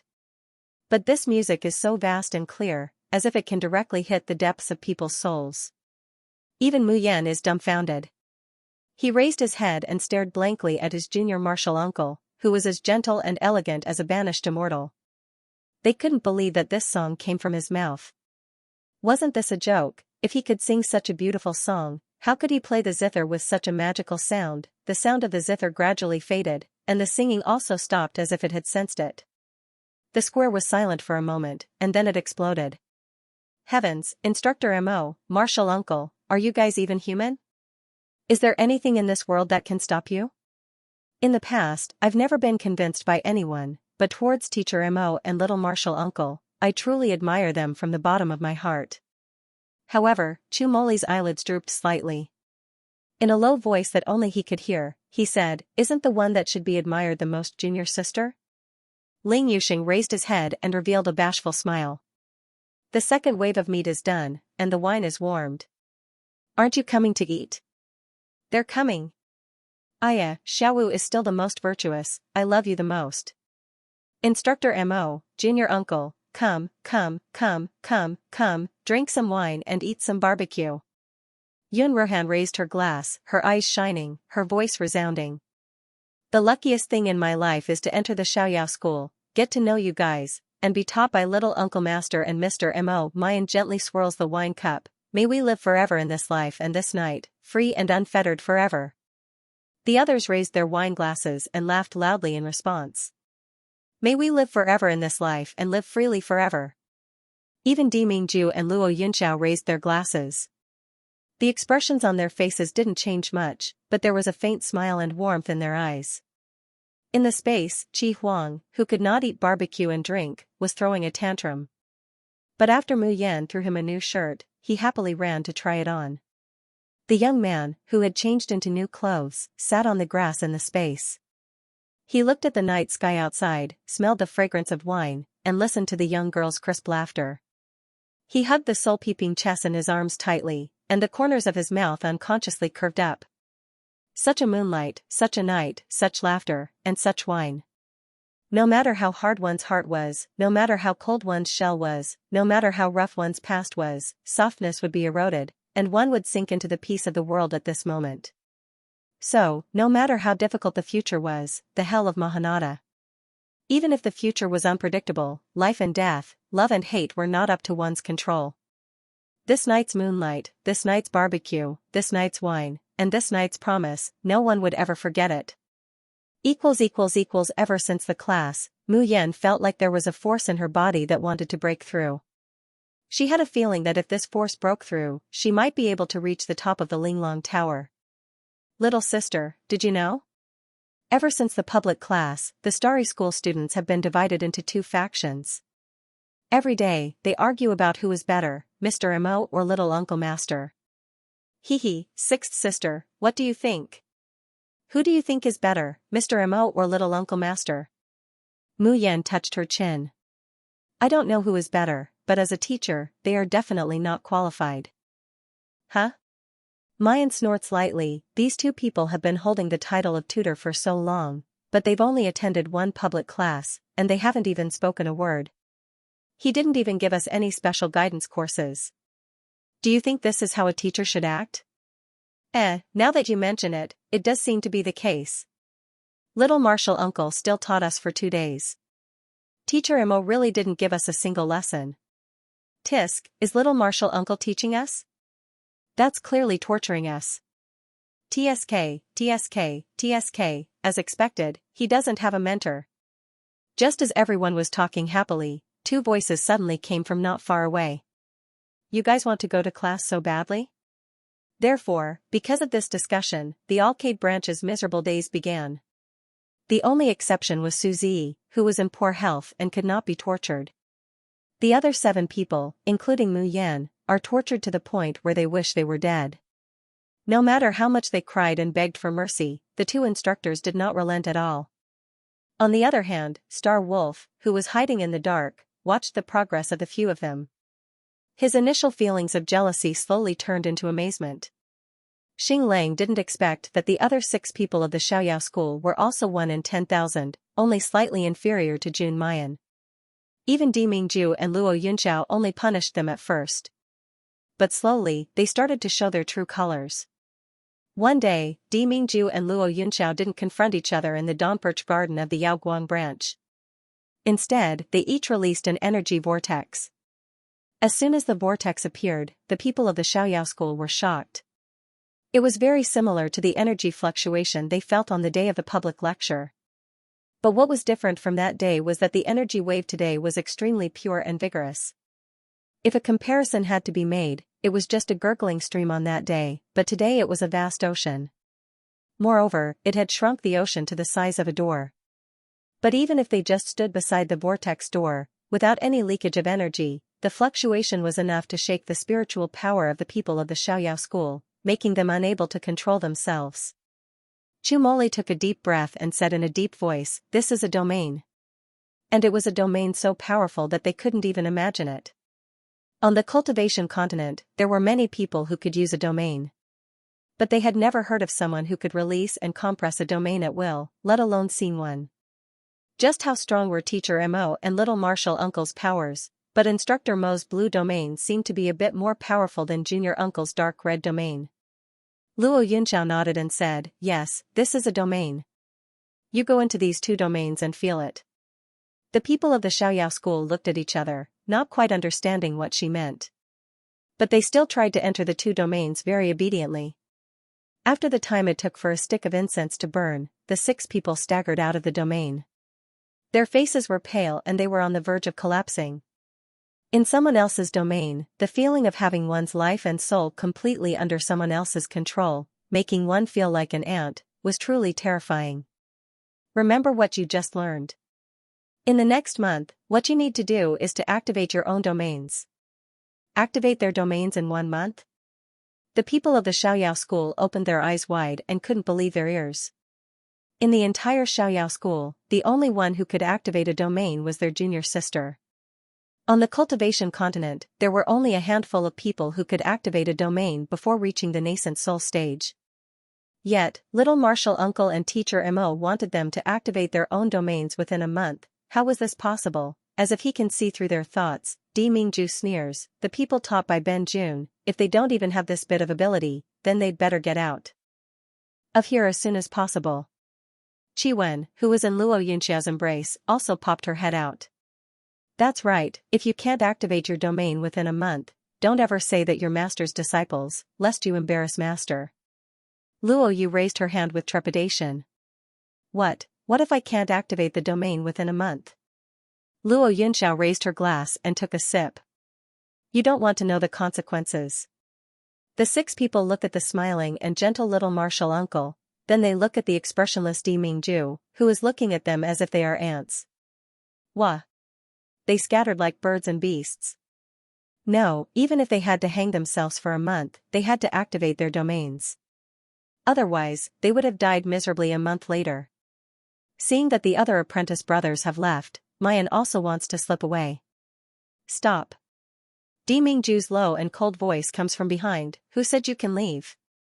Mu Yan turned around. "I've already activated my domain." Di Mingju snorts lightly, "The most basic domain." "Mayan, Di Mingju, I'm telling you, if you attack me again, I'll divorce you." So what if it was the most basic domain? The most basic domain wasn't a domain. Seeing that the girl in front of him is glaring at him in anger, a smile flashes through Di Mingju's eyes. He takes a step forward, wraps his arm around Mayan's waist, and forcefully pulls her into his embrace. "Be good, don't mess around. Come into the core of this lord's domain, this lord will help you consolidate your domain." Mayan stares blankly, but she doesn't have the time to ask. Chiwen said unwillingly, "Instructor Mo, how do you know that Mei Yanyan's domain attribute is the 9 glorious sun? Perhaps, like Master, she belongs to the 9 luminaries moon?" Hee, if Mei Yanyan's domain belonged to the 9 lights lunar, she would be able to follow her master back to the core area of the nether realm. Luo Yunxiao's long eyelashes fluttered as if she was moved by Chiwen's words. Di Mingju's gaze turned cold, sneering, "Stop daydreaming. Yan Yan will only follow Ben Jun back to the polar domain." Mu Yan, however, had a puzzled look on her face. 9 glorious sun, 9 glorious moon, what exactly do they mean? Di Mingju reaches out and rubs her head. Everyone's innate domain attribute is predestined at birth. Just like how there were many different types of spiritual roots, there were also different types of domain attributes. The clearer and purer the attributes of the domain, the more powerful the domain would be. On the other hand, if the attributes of the domain are blurry, even if the domain is upgraded, the strength won't increase by much. The 9 luminaries sun and the 9 luminaries moon are the 2 most common innate domain attributes in the Xiaoxian continent. You don't need to understand this for the time being. You just need to release your divine sense and enter this lord's domain. Yan Yan, you are destined to belong to the 9 glorious suns, and my polar domain. Mayan nods in confusion, then obediently listens to Di Mingju's words and enters his icy blue vortex. As soon as she enters the vortex, Mu Yan only feels a rumbling in her mind. Then, the sound of the zither rang out like raging waves. This feeling was too familiar. It was the impact of the domain that she had felt during the public lecture that day. However, today's impact was far greater than the last time. If one were to say that the domain impact during a public lecture was just like a waterfall that flowed straight down, then, at this moment, the impact of the domain could topple the mountains and overturn the seas. Fine beads of sweat began to seep out from Mayan's forehead. His body and even his soul were being controlled and forced to submit. But at this moment, the restless energy in her body suddenly rushed out. That's right, it wasn't an eruption, but rather a sneak out. Soon after, it greedily and excitedly starts to devour Di Mingju's ice blue domain. It's just that Di Mingju's domain is really too powerful.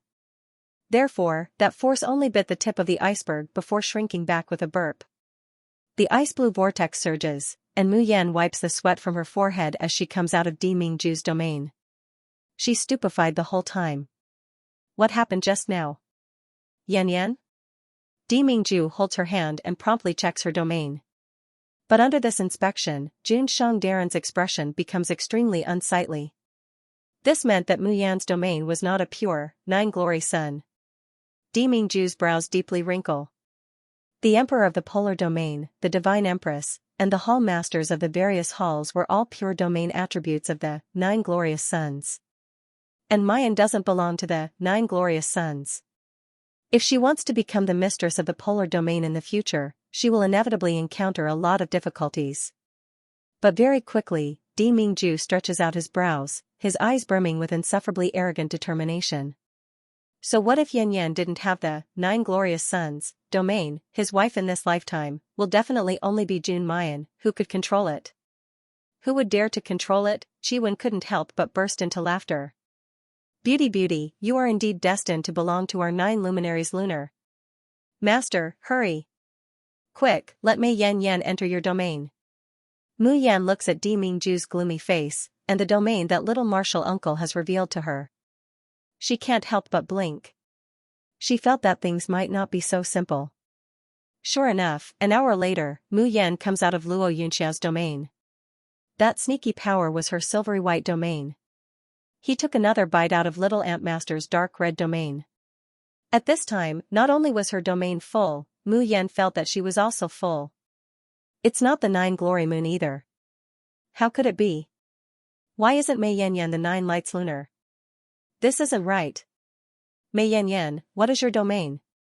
Could it be that it's a trash domain with vague attributes, the lowest grade that doesn't even have the possibility of advancing? Otherwise, how could he not be marked by the 9 planets sun, and 9 planets moon? Di Mingju sees Mayan's pale complexion and her blank expression. He thinks that she's disappointed and worried. He couldn't help but embrace her, his voice gentle. Even if it's the most heterogeneous domain, as long as I'm here, I'll definitely make you stronger. I won't let you be inferior to. Before Di Mingju could finish speaking, Mayan's body suddenly sways, and she spits out a mouthful of blood. Then he fainted. Di Mingju and Luo Yunxiao reach out their hands almost at the same time, wanting to catch Mayan. However, Luo Yunxiao's hand only stretched out halfway before she finally retracted it. Di Mingju holds Mayan tightly in his arms. Grave and indifferent, the aloof man's face no longer has its usual calmness. Yan Yan, what's wrong? Damn it. Could it be that his domain had injured her? Mayan grips Di Mingju's hand in a death grip, her body spasms and trembles incessantly, her mouth uttering hoarse moans. It hurts. Mu Yan herself was extremely able to endure pain, but at this time, she couldn't help but cry out in pain. One could imagine how intense the pain and torture was. Yan Yan, don't be afraid. I won't let anything happen to you. Di Mingju clasps her hand, about to pour his divine power into it. However, in the next moment, both his and Luo Yunxiao's expressions changed. Then, an icy blue and a dark red light shone from their bodies. Like a star exploding, it suddenly spread in all directions. Rumble. Rumble. The entire Yaoguang branch, and even the starry school, shook, and the sun and moon changed color. Even in the Danyang mountain range, thousands of beasts were roaring and rocks were collapsing. This kind of phenomenon was like the world was about to be destroyed and reborn. It was terrifying. However, this phenomenon only lasted for a few breaths before disappearing without a trace. In the secret room of the School of the Emperor Star, Diyu Dao gets up from the ground, touches the wound on his forehead, and looks at the sky in bewilderment. That fluctuation came from the direction of the Yaoguang branch? Why? Why would there be such a movement in the Yaoguang branch? Could it be that the seal is finally going to be opened? No, I will never allow it. Diyu Dao's face shows a ruthless expression. I will make the Yaoguang branch completely closed. When Mu Yan wakes up, a day and a night have already passed. As soon as she opens her eyes, she sees Qi Huang's gorgeous face right in front of her. She is startled. Qi Huang, what are you doing? Humph? Why are you still asking me? Jun Mu Yan, this sage would like to ask, what kind of evildoer are you? It even dared to swallow their domains, and it even digested it alive? Should this sage say that you are not afraid of death, or that you are lucky? Qi Huang, what are you talking about? Qi Huang coldly snorts, idiot, didn't you notice that your domain has advanced? Mu Yan runs her spiritual power and doesn't feel any change. But when she uses her Shen musician skills, especially the star domain, she finds that her strength has more than doubled. If it was said that she only had the ability to fight against Jindan, now, she can easily kill an ordinary early and middle Jindan stage cultivator with a raise of her hand. Mu Yan is surprised and happy, she simply can't believe it. How could this be?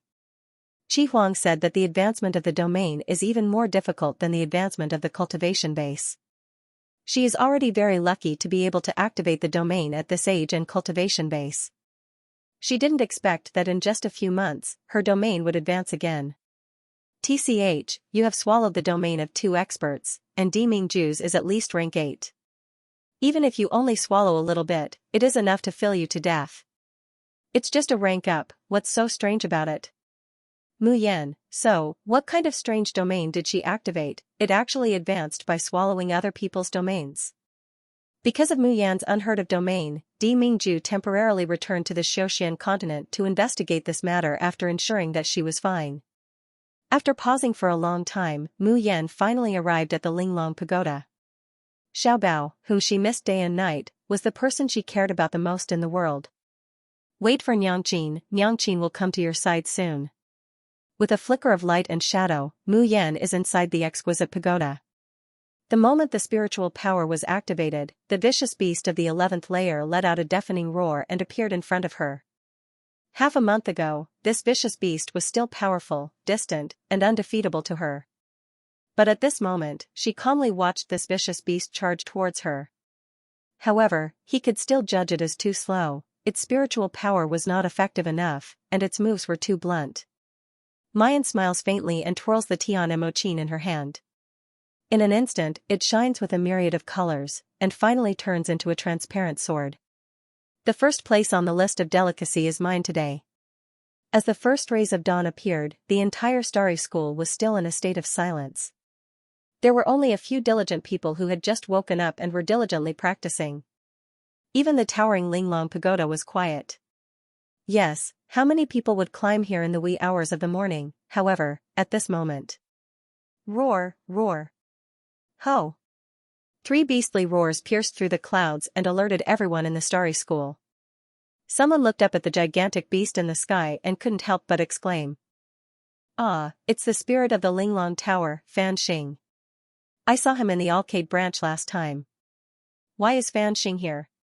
Just when everyone was confused, the giant beast in the sky suddenly raised its head and took a deep breath. Then it used a mechanical voice to explain. The number 1 of the Linglong list has changed. The number 1 of the Linglong list has changed. The number 1 of the Linglong list has changed. The voice was not loud, but it seemed to be knocking into everyone's head. The starry school was dead silent for a moment. Then, waves of disbelief broke out. Did you hear that? What did Fan Xing say? The number 1 of the Linglong list has changed? Oh my god, I remember that the number 1 of the Linglong list is Lu Jinheng from the Fengtian school. He is also the shame of the starry school. Lu Jinheng has occupied the number 1 position for a very long time. Who was it that actually defeated Lu Jinheng? Is it someone from the Starry School?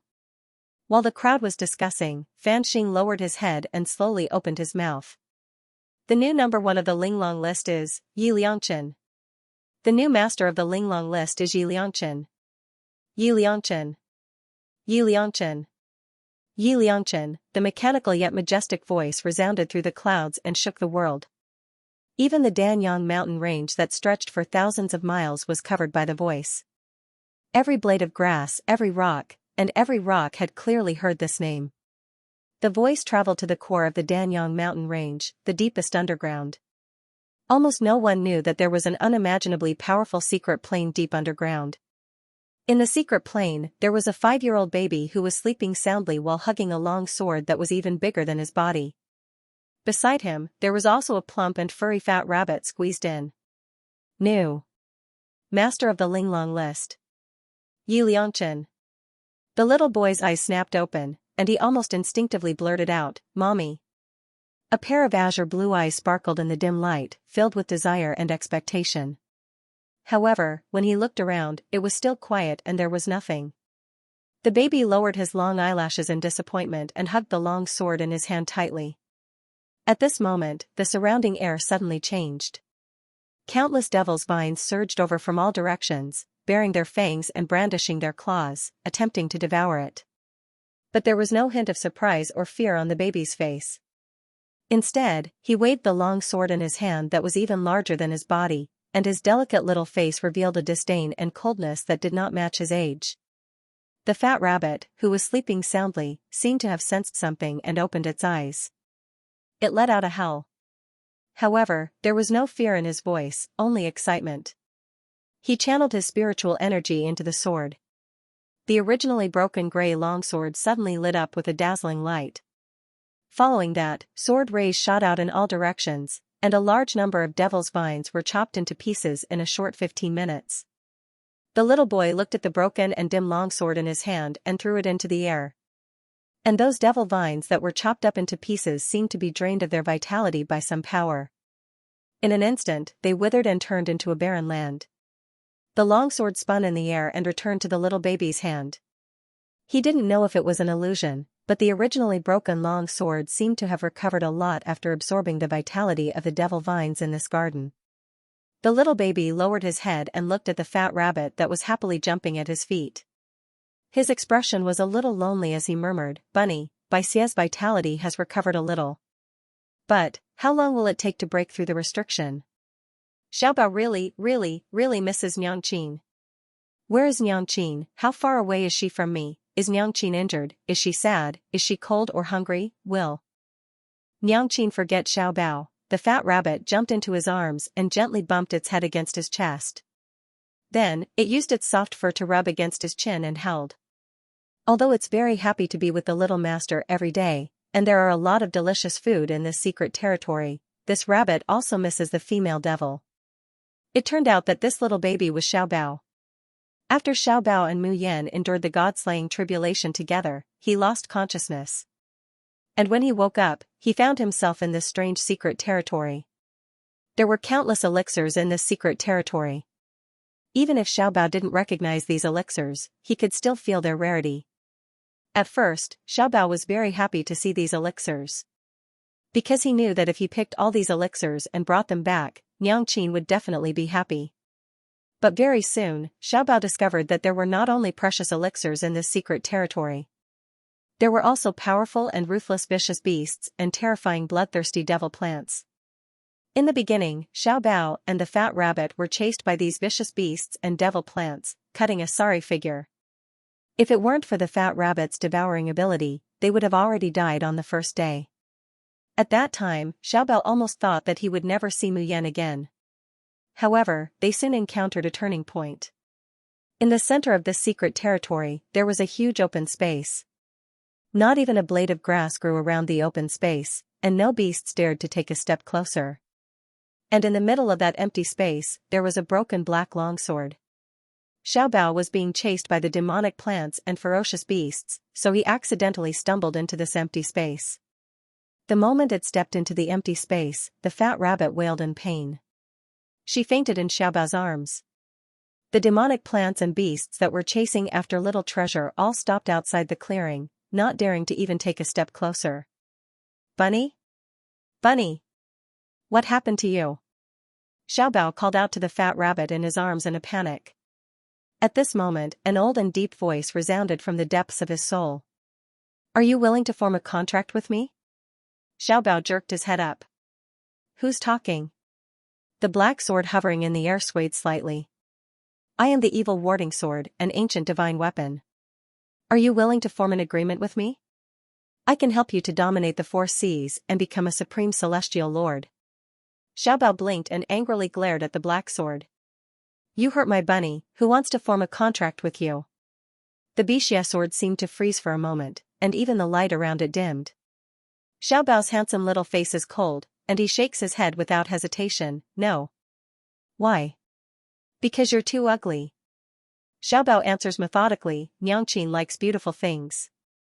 You're so ugly, even if you gave it to Niangqin wouldn't want it.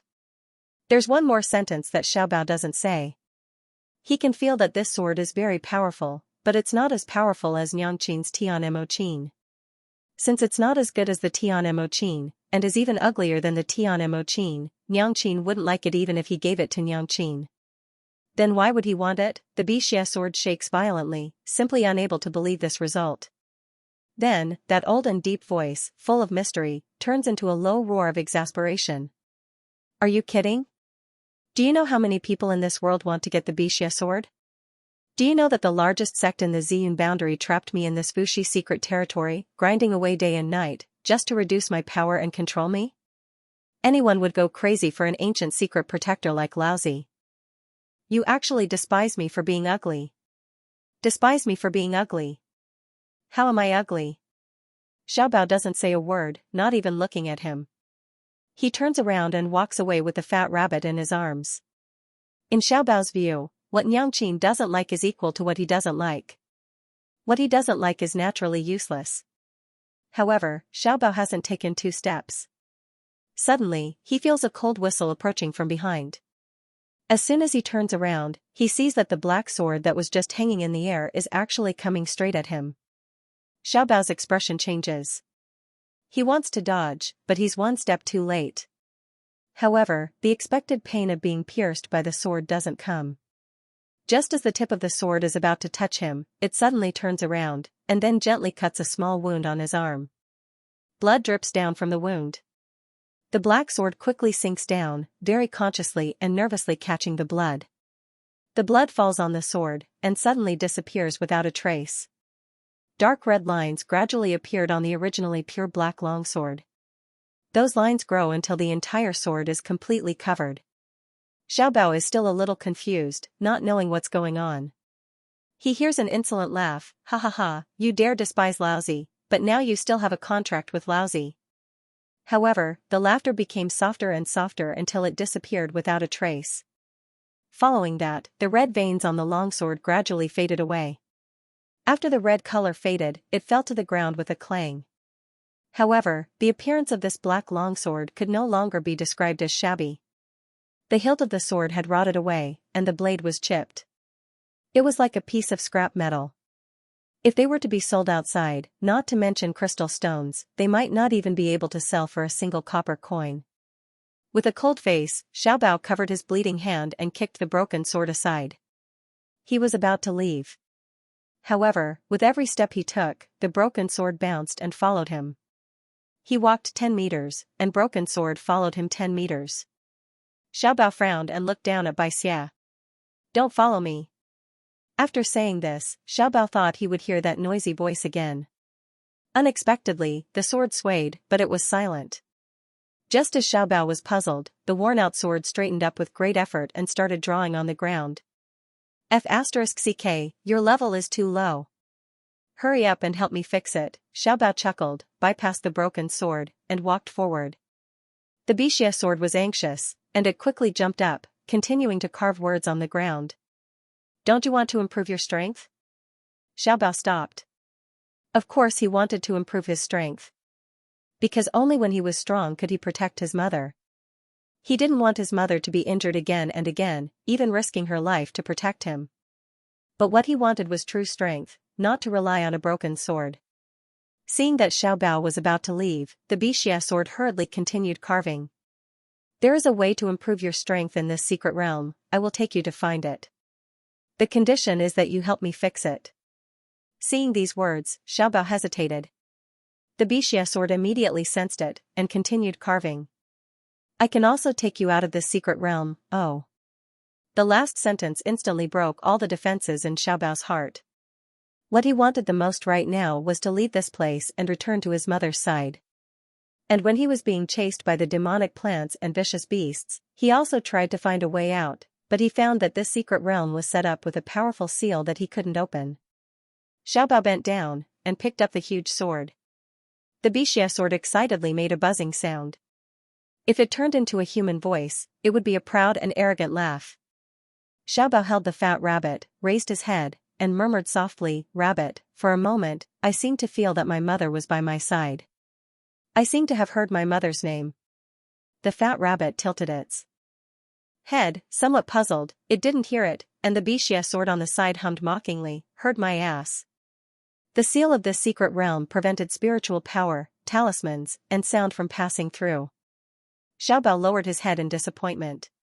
He slightly pursed his lips, clenched his fists, and tried his best to endure. But he couldn't help it, and crystal-clear tears moistened his long eyelashes. Gently hanging down, he appeared so fragile and beautiful, making people crazy to want to take pity on him, to want to give him the best of everything in the world. The fat rabbit whimpered twice, arched its head against Xiaobao's body, and stuck out its tongue to lick his hand, trying to comfort him. Xiaobao softly said in a low and hoarse voice, "I know it's impossible, but I really miss Mother, even if it's just to hear Mother's name." "Mother, do you know how much Xiaobao misses you?" For the rest of the day, Xiaobao was in low spirits. After all, he was only a 5-year-old child. No matter how strong one's mind was, no matter how early one matured, there was still a tenderness and fragility that a child could not bear. The fat rabbit stayed next to him nervously and worriedly, hoping to give him some warmth with its own body temperature. The Bixia sword, on the other hand, was infuriatingly drawing on the ground. "What's the use of being sad? I already told you that no sound can come in. You must be hallucinating. If you want to get out of here as soon as possible, the only way is for me to level up. I'll take you out." Xiaobao gripped the sword in his hand expressionlessly. Sensing another wave of demonic plants approaching, he prepared himself for battle. However, the longing and sadness in his eyes did not dissipate. At this moment, he was even thinking. Has Mother already forgotten about Xiaobao and no longer loves Xiaobao? Otherwise, why hadn't Xiaobao received any news after such a long time? Then, a faint voice could be heard. "Changing Master. Lingtian ranking. Changing Master, Nirvana ranking. Number 1. Changing Master, 3 rankings combine, the Lord of the Azure Sky ranking is born, the Lord of the Azure Sky ranking. Yiliang Chen. Yiliang Chen. Yiliang Chen. Yiliang Chen." In a trance, there seems to be a ray of light falling down, softly covering Xiaobao and the fat rabbit's body. It's like a mother's most gentle comfort. Xiaobao suddenly widens his eyes, and the long sword in his hand falls to the ground with a clang. He raises his head, his blue eyes flickering with a burning light, staring at the top of the secret territory. It's obviously just a black rock, but he seems to see the blue sea and blue sky. He sees a beautiful woman with her arms open, waiting to embrace him. Xiaobao clenches his fists tightly, and asks with a hoarse and tender voice, "Bunny, did you hear that?" The fat rabbit raises his head and tilts his head. He heard the voice. "That broken sword is really unreliable, saying that no sound can come in here." "But, who is that Yi Liangchen? Why is the little master so excited?" "That's Mother." Xiaobao lowers his head, his long eyelashes are wet with tears again. But this time, his cold and delicate little face shows a trace of a gentle smile. "Bunny, that's Mother." The fat rabbit immediately tucks up his long ears. "That's not right. It's clearly called Yi Liangchen, not Jun Mayan. How can it be a female devil?" As if he sees through the fat rabbit's doubts, the curve of Xiaobao's lips deepens. Yi Liangchen is Mother, Xiaobao knows, in the whole world, only Xiaobao knows. Because only he and Mother have seen Bailey Liuing's notes. Even that lecher doesn't know, so, the name Yi Liangchen is the voice that is transmitted to him. The only voice that is transmitted to him is only his voice. Mother is using this method to tell him, Xiao Bao, mother also misses you, mother is looking for you, quickly come back to mother. Xiao Bao suddenly raises his hand, covers his face with his sleeve, and wipes it as if to hide it. When he puts it down again, the little handsome face has restored to its expressionless indifference. Only those red-blue eyes betray the fact that he just lost his virginity. Xiao Bao bent down and picked up the Bixia sword again. Xiao Bao didn't know if it was an illusion, but he felt as if the power in his body had increased by a lot. When he held the Bixia sword, a fearless courage surged in his heart. It was as if something had quietly come to his side to protect him. She told him not to be afraid and not to look back. He only needed to move forward bravely and do what he wanted to do. The Bixia sword was still shaking, expressing its amazement. How is this possible? Not many people on the Cultivation continent could break the seal of this place.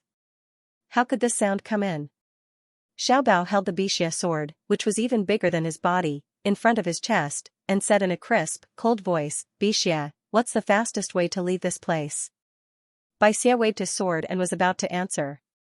The corners of Xiao Bao's lips curled up slightly, revealing a faint, innocent smile. Forget it, I don't want to listen to your method. It's too slow. If I destroy this mystic realm, I'll be able to get out. Bixia? Going back to one day ago. The news of Yi Liangchen topping the Linglong list shocked the entire Starry School. Chen Ping, Wu Guo, and Fatty Jing were so excited that they were dancing. They were even happier than if they were the ones on the Linglong list. Even the entire Starry School was excited. Everyone knew that Yi Liangchen was a new student of Starry School after Wei Tianming was expelled. Starry School's Linglong list had been dominated by Lu Jinheng from Fengtian School for so long. All along, that high and mighty name had been the shame of Starry School. But now, his name had finally been pushed down. Moreover, it was pushed down by a new student who had not even broken through to the Golden Core stage. To the people of Starry School, this was a huge slap to Fengtian School's face. They could finally straighten their backs and be proud. Unfortunately, the news of the Linglong list would not be spread to Spiritual Martial Arts School and Fengtian School. If not for the fact that Spiritual Martial Arts School and Fengtian School were too far away and that there was a barrier preventing entry, they would have used the photo talisman to record the Linglong list. They really wanted to use the photo talisman to record the Linglong list, then rush to Fengtian School and throw the talisman at the students' faces. That was the true arrogance and satisfaction of the people. Hey, who do you think the Shi Liangchen is? Does our Starry School really have such a person? If such a monster really exists, why hasn't anyone discovered it yet? Of course. God Yi is naturally from Starry School. Otherwise, who would have expelled Wei Tianming? Many people have seen God Yi before, but he changed his appearance. God Yi has always been low-key and doesn't want to be recognized. What do you think the people of Fengtian School would think if they knew that their genius Lu Jinheng was pushed down by a new student in the fasting period? Ha ha ha. Starry School has been suppressed by Fengtian School for so many years. This time, we can finally vent our anger. Mu Yan returned to Yaoguang branch exhausted. As soon as she entered, the people of Xiaoyao School gathered around her. Sixth senior sister, we're going to have a feast. Luo Yu grabbed Mu Yan's sleeve excitedly. We must celebrate. Ling Yuma, yes, we must celebrate. I have long wanted to eat the spirit food of Jushan building in Sanyun City. Junior sister, you can't be stingy. Mu Yan smiles faintly, you want to celebrate? Give me one more day. One more day? Why wait another day? Is little junior sister too tired? Chu Moli looks at Mayan's departing figure, the corners of his lips slightly curve up, maybe junior sister wants to give us an even bigger surprise. Just as Mayan is about to return to her room, Yun Ruhan catches up to her. Eldest senior brother, what's the matter? Yun Ruhan smiled. Nothing much. I just made a trip to the Tianguang ruins today. Beikue Xiangwan asked me to ask you if you want to attend some grand event in Tianguang ruins. It seems like there's a huge reward for winning. Mu Yan thinks about it and said, yes, I understand. But I'm a little busy these 2 days. After I'm done, I'll go to Tianguang ruins to take a look. Yun Ruhan blinks. Little junior sister just bought the 80,000 crystal alchemy cauldron a few days ago, but she didn't start making pills immediately. Now that she's at the top of the Linglong list, what else is she busy with? Thinking of Chu Moli's words, Yun Ruhan suddenly widens her eyes, her face filled with disbelief and shock. Fengtian Academy. Did you guys hear? The #1 spot on the Linglong list has changed. Starry School has reclaimed the Linglong list. What? Is that true? Are you kidding?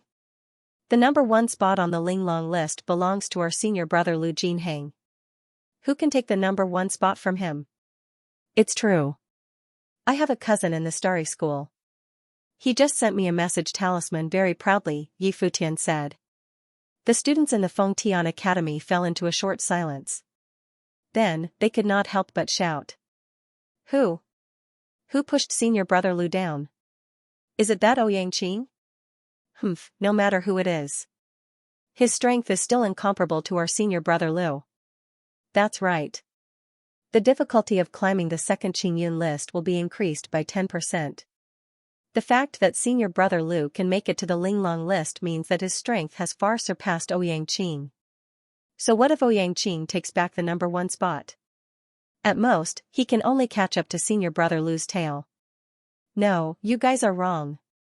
The #1 spot on the Linglong list is not Ouyang Qing, but... The person did not finish his sentence. Suddenly, the entire Fengtian Academy shook violently. Then, a fiery red light shot out from the Nirvana list and flew into the sky. The fiery red light became bigger and bigger until it covered the entire Fengtian Academy and the Danyang mountain range. The light then turned into the shape of a giant beast. I am the spirit of the Nirvana Pagoda, Fan Tian. I hereby announce, the #1 spot on the Nirvana list has changed. The new #1 spot on the Nirvana list is Yi Liangchen. The new Lord of Nirvana is Yi Liangchen. The entire Fengtian Academy fell into a dead silence. All the students and teachers could not believe their ears. However, in all the squares and in front of the Nirvana Pagoda, the names on the Nirvana list started changing rapidly. The name that had occupied the #1 spot for many years finally changed at this moment. No, it can't be. How can the #1 spot on the Nirvana list not be senior brother Lu? Who? Who is this Yi Liangchen? Which school is he from? The male cultivator who had just announced that the exquisite list had changed hands weakly raised his hand. He said carefully, I was just about to say that the top of the exquisite list is not Ouyang Qing, but the new student of the Starry School, Yi Liangchen. Ho! Everyone in the audience gasped in shock. How is this possible? Are you kidding me? How could our Phoenix Sky Academy's Nirvana ranking be snatched away by the Starry School? The male cultivator swallowed his saliva and said with difficulty, My cousin still said that Yi Liangchen still hasn't broken through the gold core stage. The new students had not broken through to the golden core stage, and the difficulty had increased by 10%. However, the Nirvana rankings had changed hands. In other words, Lu Jinheng, the pride of the Phoenix Sky Academy, had been defeated by a freshman from the Starry School who was only in the fasting realm. The people of the Phoenix Sky Academy were going crazy. Where did Yap Liangchen come from? Why would such a genius go to the Starry School? Just as they were flustered in the wind, someone suddenly screamed. I received a message from my junior sister in the Spiritual Martial Academy. She said that Yi Liangchen is currently climbing the Soaring Sky ranking. After that, someone laughed dryly and said, haha, don't joke around. The difficulty of climbing the first ascension rankings was normal, the difficulty of climbing the second ascension rankings increased by 10%, but the difficulty of climbing the third ascension rankings increased by an entire 30%. I heard that even a cultivator at the peak of the Jindan stage can only climb up to the 11th floor if the difficulty is increased by 30%. That's right. Otherwise, our senior brother Lu would have killed everyone on the Lingxiao leaderboard as soon as he entered the exquisite leaderboard. Slaughtering all 3 rankings would make him the true ruler of Qingyun sect. Many people dreamed of this title, but senior brother Lu had been working hard for 3 years and still hadn't achieved it. Who does he think he is? Do you really think you can become the master of Azure Sky? Ha ha ha. Just wait and see, he will soon back off in the face of difficulties. The sky gradually darkened, and there was no more news from the three great academies. The people from the Fengtian Academy and the Spiritual Martial Academy could finally rest in peace. However, no one knew if the people from the Phoenix Sky Academy would be able to sleep peacefully today. The night passed quickly and peacefully. However, just as the sky was about to brighten and dawn was about to break, suddenly, a yellow light shot out from the Lingxiao Pagoda and soared into the sky. I am the spirit of Lingxiao Pagoda, mortal spirit, I now announce. The number 1 of the towering sky ranking has changed. The new high sky master is Yi Liangchen. Everyone from the Spiritual Force Academy was dumbfounded. However, before they could recover from the shock, a voice suddenly rang out. Ling Long and the 2 Nirvana Pagoda's artifact spirits also soared into the sky. The Danyang mountain range stretched for thousands of miles, and bordered by the Woodfern Sea and the wondrous Kite Desert. No matter how big the commotion in the 3 academies was, it would only be limited to the academies. At most, it would cover a portion of the Elixir Yang mountain range. But at this moment, the 3 great artifact spirits soared up into the clouds, and then fused as one, erupting with a radiance that was as bright as the sun. It covered thousands of miles of the Danyang mountain range and half of the Woodfern Sea. Then, a simple and deep voice came from the distant sky. It was transmitted to every inch of land that was covered by the light. It was every inch of land. The 3 rankings combine into one, and the master of the Azure Sky sect is born. The new master of the Ascension rankings is Yi Liangchen. The master of the Ascension rankings is Yi Liangchen. Yap Liangchen. Yap Liangchen. Boom. This time, it wasn't just the 3 academies. Half of the Azure Blue Realm had exploded. The new ruler of the Azure Sky sect, please state your wish. As long as it's within the scope of the 3 academies and is reasonable, we can fulfill it for you. The 3 artifact spirits in front of him looked very strange, but their voices were all the same, stiff and mechanical. At this time, Mayan also knows that it's just like how there's a reward for becoming the top student of the school within 3 months. After becoming the Azure Cloud Lord, she could also obtain a wish, the Azure Cloud Wish. The authority and limitations of the Clear Sky Wish far surpassed that of the Exquisite Wish. Although the wish could only be made within the academy, there were almost no restrictions on the contents of the wish. Even if she proposed to revitalize the Yaoguang branch right now, the Yaoguang branch would not be able to do so. These 3 artifact spirits could also provide her with an endless supply of resources, allowing her to quickly expand and recruit people. But Mayan didn't hesitate to raise only one request. Mu Yan enunciates each word, I know, he's near the Danyang mountain range. Of the 3 great academies, there's bound to be one that's adjacent to his location. I don't think this is going against the principle of the Clear Sky Wish. However, the leader, Fan Tian, shook his head. We can't sense the existence of the person you mentioned. How could it be? Mayan anxiously says, I'm sure, he must be nearby. Sorry, there's nothing we can do. Mu Yan bit her lips and resolutely said, alright, then I won't ask to see Xiaobao right away. However, I hope that you can help me search the entire Danyang mountain range. Is that okay? However, Fan Tian still shook his head. The Clear Sky Wish can only be limited to the 3 academies. I'm sorry. Mu Yan tightly clenched her teeth, almost unable to restrain herself from punching that grotesquely shaped beast head flat. No one could understand what she was feeling right now. The baby was almost within reach, but when she stretched out her hand, she couldn't catch it. She couldn't see it. She had clearly felt a connection with Xiaobao when she became the top of the exquisite list. She had clearly done everything she could, why couldn't she see her Xiaobao? Mayan's hands are clenched into fists, her nails deeply embedded in her flesh, dripping with blood. But she didn't notice anything. This was the only way she could ensure that she wouldn't lose control. In fact, what was the point of blaming these 3 artifact spirits, if it's so easy to find Xiaobao? With Di Mingju's strength, how could he not find him? Mu Yan takes a deep breath, closes her eyes, and turns around to leave. It didn't matter. She couldn't be anxious. She couldn't be anxious. If she couldn't find him, she would search for him for another day. If she couldn't find him in a year, she would search for another year. If she couldn't find him in 10 years, she would look for him for another 10 years. One day, she would definitely find her treasure. Azure Cloud Sovereign, please wait a moment. You haven't made the blue cloud wish yet. Mayan sneers, since you can't fulfill my wish, what's the use of me wanting the clear sky wish? With that, she turned around to leave. Yi Liangchen, wait. Fan Xing suddenly stopped her again. Are you sure that the person you're looking for is near the Danyang mountain range? Mayan hesitantly nods. In fact, she was not sure, and neither was little Phoenix. However, when she entered the starry school, she really had a feeling. Xiaobao was right beside her, not far from her.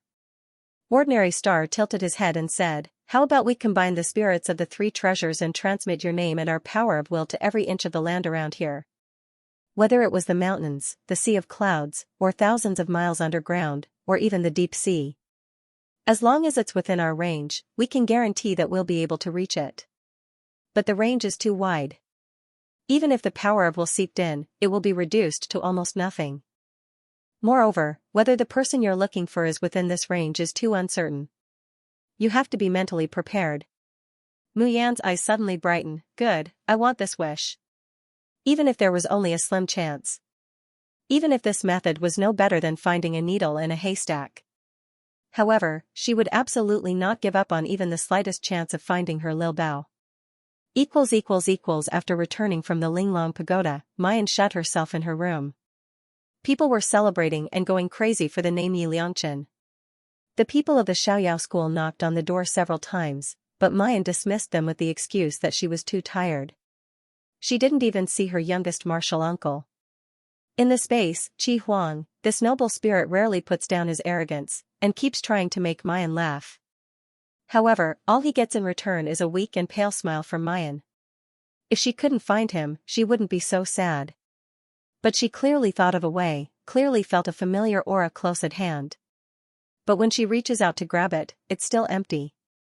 How can Mayan not be resentful and sad? At this time, Di Mingju isn't by her side. She doesn't even have someone she can rely on, someone she can complain to. The room was quiet. Even Qi Huang's noisy voice had disappeared at some point in time. Mayan slowly closes her eyes. Suddenly, the door opened with a creak. A figure walks in, the candlelight swaying, and a cool breeze blows in from outside. Mayan opens her eyes and looks at the person, frowning slightly. I'm a little tired, I don't want to see anyone today, you go out first. Before she could finish speaking, Suzy has already strode forward and pulled her up. Go out? What, go out? This sage has finally come out, and you dare to let this sage go out?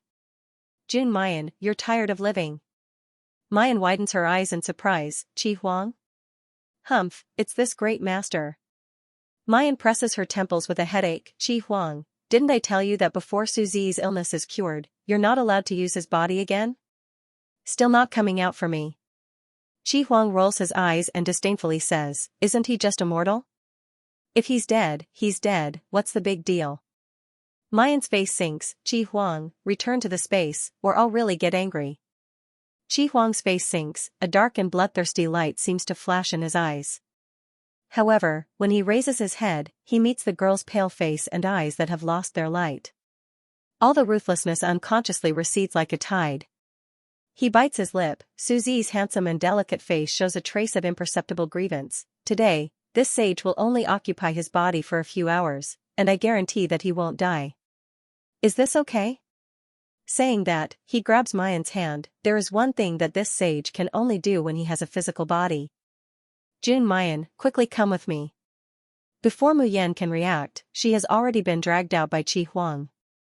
The duo passed through the forest and entered the depths of the Danyang mountain range. Qi Huang suddenly lifts up, and Mayan feels a pulling force at the center of her divine sense. Immediately afterwards, the Tian Mo Qin impressively appears in Qi Huang's hands. Mu Yan widens her eyes in surprise. Ever since she made a contract with the Tian Mo Qin, the Tian Mo Qin has only ever listened to her orders. Apart from Xiaobao, no one else would be able to produce any effect even if they touched the zither strings. But at this time, Qi Huang unexpectedly pulls the Tian Mo Qin out of her body. However, Thinking that Qi Huang is the spirit of the Tianmo Qin, Mu Yan feels relieved. Qi Huang lifted the hem of his robe and sat down on the ground, his slender fingers pressing on the strings of the zither. The bright moonlight fell on him. It was clearly Suzi's appearance, but Mu Yan felt as if she could see through this body and see the unruly youth in the fiery red clothes. The next moment, the sound of the zither suddenly rang out. The golden spears and armored horses swallowed the mountains and rivers, and thunder rumbled. Mu Yan jumps up in fright. She didn't expect that Qi Huang would play the zither without the slightest bit of overdrive or transition. However, along with the sound of the zither, Mu Yan finds that there are obvious changes in her surroundings. Countless tiny fluorescent lights flutter from the mountains, like stars all over the mountains, and also like the brilliance of fireflies. Those lights flutter between the mountains, jumping in joy under the moonlight, so beautiful, so moving. Mu Yan's eyes are full of amazement as she watches this scene. She can feel that Qi Huang is using the Shin musician skill. But this skill is completely out of her reach at this time. It seems to have some connection with myriad plants resonating, but it is far more powerful than myriad plants resonating. Just then, Mu Yan hears Qi Huang's somewhat weak and hurried voice, "Hurry up and call your son. Benzoon's, light and dust blending, can't last long. Even if you can't see him now, at least you can hear his voice with your own ears." Mu Yan's breathing suddenly stagnates. "Qi Huang, are you serious?" "Humph, you cannot believe Benzoon." "No." She believes. Mu Yan takes a deep breath, then shouts towards the vast Danyang mountain range, towards this gloomy and boundless night. "Xiao Bao, Niangqin misses you very much, can you hear me? Xiao Bao, don't be afraid. Niangqin will definitely find you." In the dark night, there is only the cold moonlight and the increasingly passionate sound of the zither. Mu Yan lowers her eyes in disappointment. Sure enough, there is no response from Xiao Bao. Perhaps Xiao Bao is not nearby. But at this time, the night wind blows gently. Mu Yan hears a faint voice that is lighter than the sound of the wind. That voice is not ringing in her ears, but in her heart, in the depths of her soul, over and over again. "Niangqin, Niangqin, Niangqin." Mu Yan suddenly closes her eyes, tears streaming down her face, but the corners of her mouth hooks up into a shallow smile. Qi Huang looks up at the girl crying under the moonlight. He suddenly stops playing the zither and clutches his chest. His eyes are flashing with a burning, painful and struggling light. Almost at the same time, in the Yaoguang branch courtyard, Luo Yunxiao suddenly awakens from her sleep, clutching her chest and looking in the direction of the Danyang mountain range. Her expression changes, but her eyes are filled with inexplicable horror. "Master, what's wrong?" Chiwen rubbed her eyes and asked. Luo Yunxiao doesn't answer, but quickly gets up and goes to Mayan's room. After realizing that there was no one in the house, he frowned. He slowly walked to the gate of the Yaoguang branch and stood there for a long time. Even when his body was frozen, he didn't move a single step. When the moon was full in the west tower, two figures appeared at the entrance of the arcade branch. Mu Yan and Suzi came in one after the other. Seeing Luo Yunxiao standing outside in her undergarments, Mayan is surprised. "Junior martial uncle, it's so late, you're still awake?" Luo Yunxiao's gaze fell on Suzi without blinking, her eyes dark and gloomy. Suzi also raised his head, his chin slightly raised, a faint smile on his face, arrogant and unruly. There was even a hint of bloodthirsty killing intent in the depths of his eyes. Mu Yan's heart skipped a beat. She quickly stepped forward and stood in front of Suzi. "Little martial uncle, what's wrong?" "This is Suzi. Don't you recognize him?" Luo Yunxiao shakes her head, her gaze returning to Mayan. "Are you all right?" Mayan is startled, then she smiles gently. "I'm fine, thank you for your concern, little martial uncle." Luo Yunxiao nods, turns around and leaves. She can't help but feel some warmth in her heart. Qi Huang coldly snorts and says in disgust, "Pretentious gigolo, with bad intentions and no sense of shame. Jun Mayan, I'm warning you, stay away from this kind of person. If you dare to fall in love with this kind of trash, I'll cut off all ties with you." Mayan doesn't know whether to laugh or cry. She turns back and heavily knocks the youth's forehead. "Qi Huang, I seriously suspect that you're secretly in love with my younger martial uncle?" Otherwise, why would you jump every time you see me with younger martial uncle? You're actually jealous of me, aren't you? Jun Mayan, do you want to die? Who would fall in love with that gigolo? Believe it or not, this sage will strangle you. Mayan smiles and dodges Qi Huang's attack and returns to the house. She turns around and shows a grateful smile, saying softly, Qi Huang, thank you for tonight. She knows that Qi Huang wants her to be at ease and happy, so he took the risk to possess Su Zi's body and even used a high-level Shin musician skill. Qi Huang curls his lips, it's good that you know. For you, this sage has consumed a lot of origin. I'm telling you, Jun Mayan, if you don't get a lot of good things to compensate this sage, you're dead. Saying these ruthless words, Qi Huang seems to be unable to hold on any longer. His body shakes and a white light quickly drilled out of Su Zi's body, returning to the space. This time, he doesn't even have the strength to argue with Mayan, falling asleep on the grass. Mayan's eyes are full of guilt and gratitude. She takes a blanket and covers him, then turns back to look at Su Zi's body. Because of carrying two souls for a long time, Su Zi's body naturally can't bear it. At this time, his lips are purple and his breathing is short. Mu Yan promptly gives him acupuncture treatment and feeds him elixirs. Su Zi slowly wakes up. Little sister? Su Zi blinks in confusion, why am I here?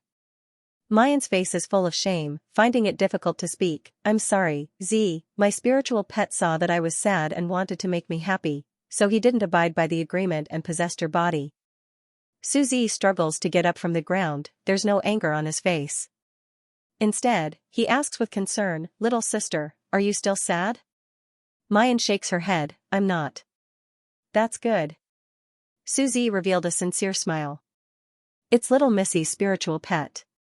It's using my body to make little Missy happy. Come to think of it, I'm the one making little Missy happy. It's great that little Missy isn't sad anymore. Mu Yan still felt guilty and wanted to apologize, but Su Zi interrupted her. Big sister, if you really feel sorry for me, can you answer a question for me? Mu Yan, ask away. Su Zi looked at her with a burning gaze. After a long time, he slowly opened his mouth, little sister, are you Yi Liangchen, the one who topped the 3 academies and became the new master of Qingyun Academy?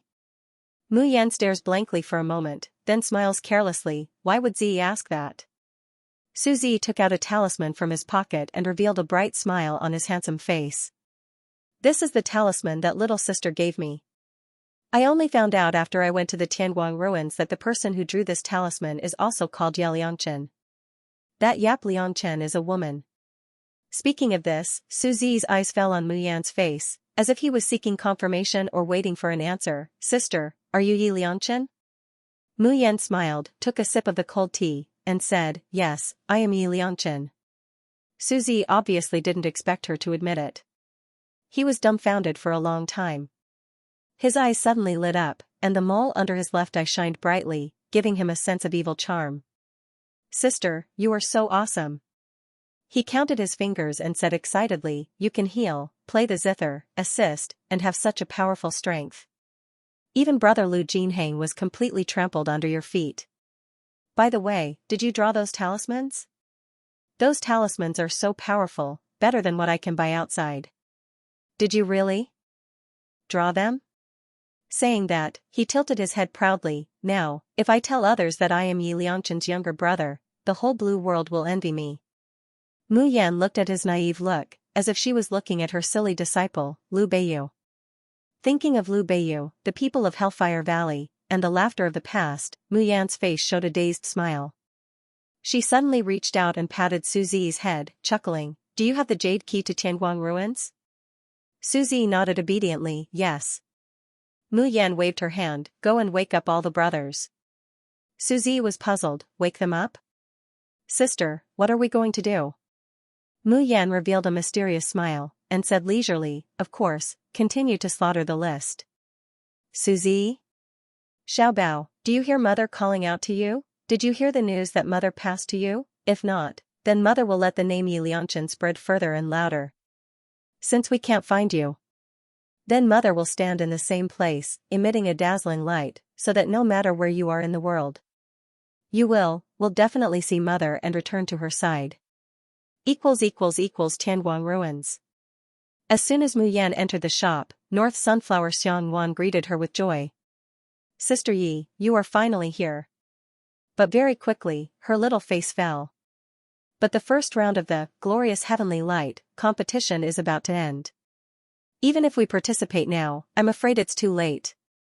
The Flourishing Heavenly Light was the largest competition and grand event that was held in the Tianguang Ruins once every 3 years. The main deciding factor was the king of trade in Tianguang Ruins. Flourishing Heavenly Light was divided into nearly 10 categories, such as elixirs, magic tools, talismans, shops, employment. If one could enter the top 3 of the categorized rankings, the participant would be exempted from all expenses in the Tianguang Ruins for the next year. Those who ranked first in the categorized ranking would receive additional rewards. This year's reward was a rank 9 aircraft, the Rainbow Cloud Carpet. Luo Yu almost drooled when she saw the reward. Now that the Xiaoyao school was rich, they could rent flying boats to enter and leave the Alcade institution.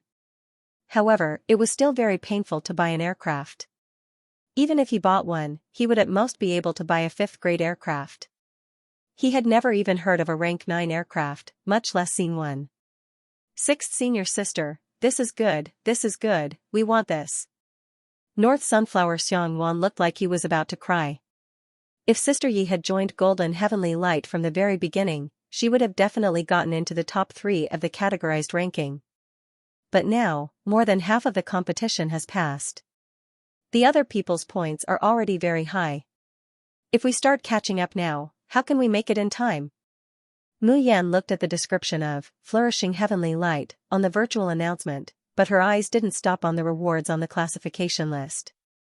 Instead, he stared at the last row of explanations without blinking.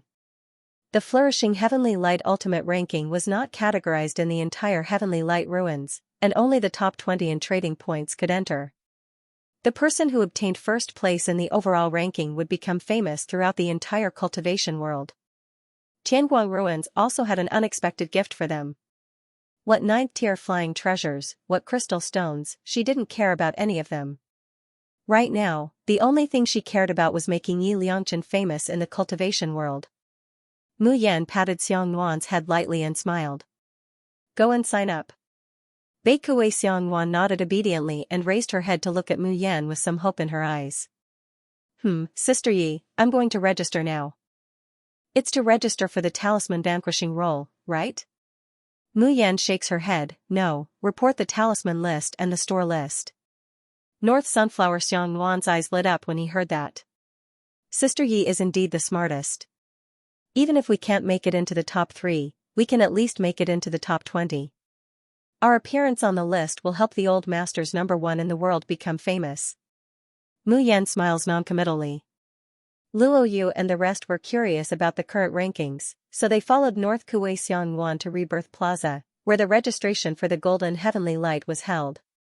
When he saw the name that was ranked first on the talisman ranking, Luo Yu clicked her tongue and frowned. Why is it her? Ling Yuma revealed a look of disgust. How can she still have the face to jump around in the Heaven Light Ruins? The person ranked first on the talisman list was shockingly the Sacred Dance of Ice. An old acquaintance, Lu Ruoxuan. When Mu Yan sees Lu Ruoxuan's points, she raises her eyebrows in surprise. The points of Dancing Ice was far ahead of the second place. It wasn't like she hadn't seen Lu Ruoxuan's talisman drawing skills before.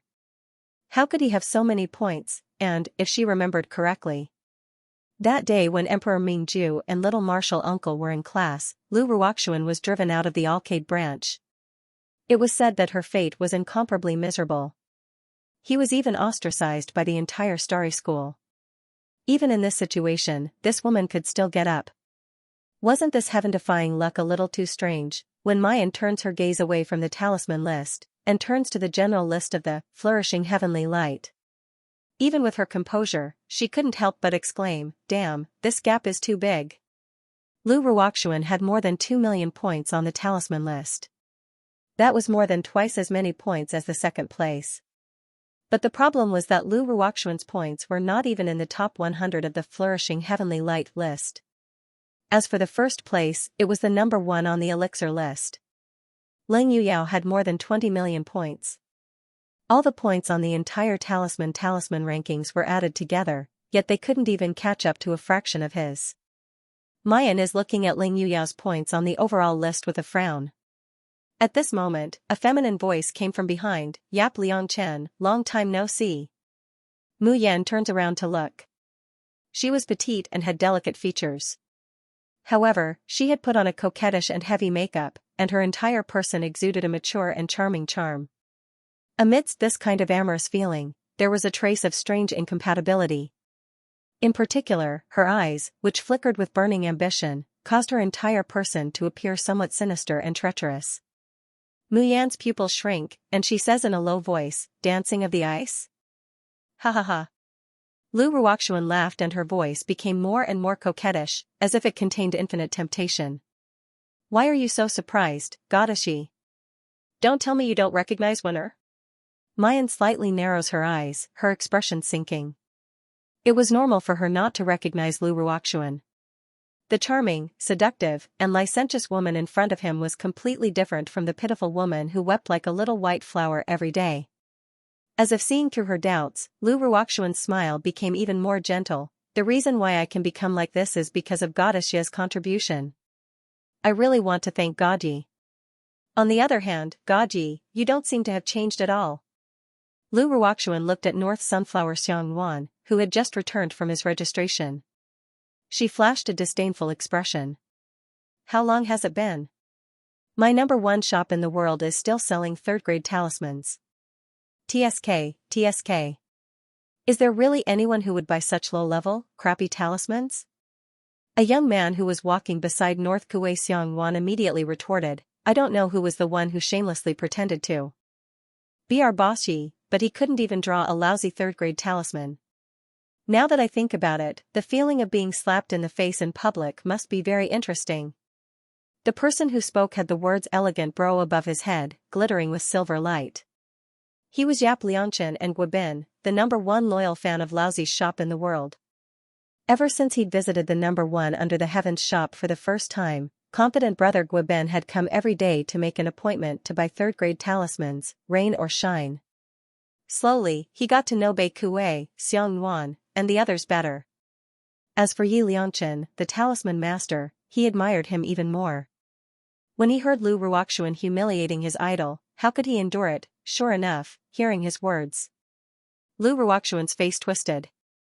Those unbearable past were like a stain on her life. Whenever she thought of it, she would go crazy with hatred. Jun Mayan and Yi Liangchen had brought all the stains on her life. Lu Ruoxuan wiped her face with her hand. By the time she put her hand down, her face had already regained its flirtatious smile. What happened before was just a misunderstanding. Godji shouldn't stoop to my level, right? Seeing that Mu Yan doesn't answer, her eyes turn and she suddenly takes out a stack of talisman papers from her bosom. "These are 5th-grade soul-cleansing talismans that I personally refined. I'll give them to everyone as an apology for what happened before." Carefree brother curled his lips in disdain. "Bah, who cares about your talisman? It's as if I've never seen a 5th-grade talisman before." Humph. He wouldn't be tempted even if it was a grade 5 talisman. He was determined to defend Bossy. Unexpectedly, just as he finished speaking, Mu Yan reached out and took the stack of talisman papers. There was not the slightest hint of shame on his face. "Then I won't stand on ceremony." The moment the talisman entered her hand, Mu Yan felt a trace of cold and gloomy aura overflow from those talisman markings. Lu Ruoxuan suddenly said, "Yi Liangchen, I heard that you also signed up for the Heavenly Light of Golden Age. We are also competitors. Why don't we use this glorious heavenly light as a guide to have a fair competition?" "Competitor?" Mayan sneers, "With just you? Do you deserve it?"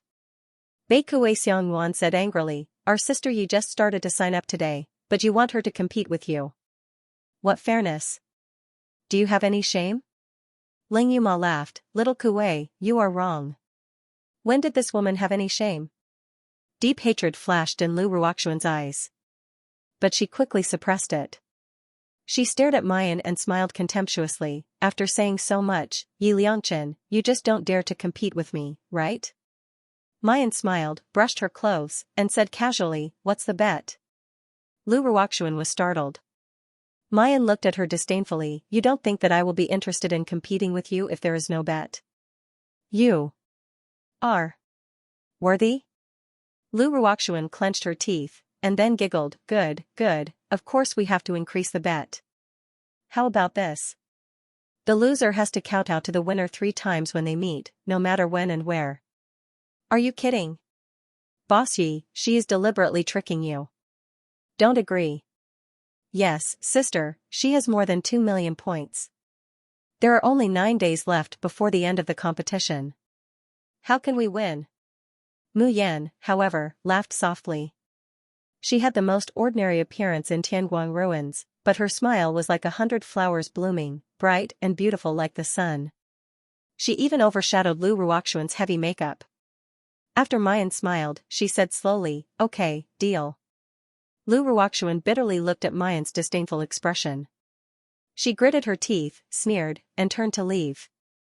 Yi Liangchen, you can only be proud now. Soon, you will kneel in front of me and cry, kowtow, and beg for mercy. Hee, I don't only want you to kneel in Tianguang ruins. I also want you to kneel in reality, Lu Ruoxuan. He was the champion of the Ling Long, Nirvana, and Transcendent Clouds lists, the lord of the clear sky world, and a proud son of heaven who had shaken half of the azure blue world. But he humbly knelt at her feet, kowtowing and begging for mercy. Lu Ruoxuan crossed her arms in front of her chest and hugged her trembling body. The smile on her face was crazy and twisted. At the thought of such a scene, she was so excited that she couldn't control herself. Miss, are you all right? A male cultivator passing by saw her shrinking back with her arms wrapped around her chest and her body trembling. He couldn't help but step forward and ask. Lu Ruoxuan raised her head, revealing a coquettish face. Her red lips parted slightly as she exhaled towards the man. Senior brother, my chest hurts badly. Can you massage it for me? The male cultivator's face was flushed, and his eyes were blurred. He seemed to want to retreat, but he also wanted to move forward. Lu Ruoxuan directly grabbed his hand, pressed it on her heaving chest, and even rubbed it. Her voice became more and more delicate. Ah. Senior martial brother, after you rubbed rower feels much better. The male cultivator gulped down a mouthful of saliva. However, Lu Ruoxuan had already grabbed his hand and put it into her clothes. End of chapter 14-15. Don't forget to subscribe, like, and share the video to support the channel.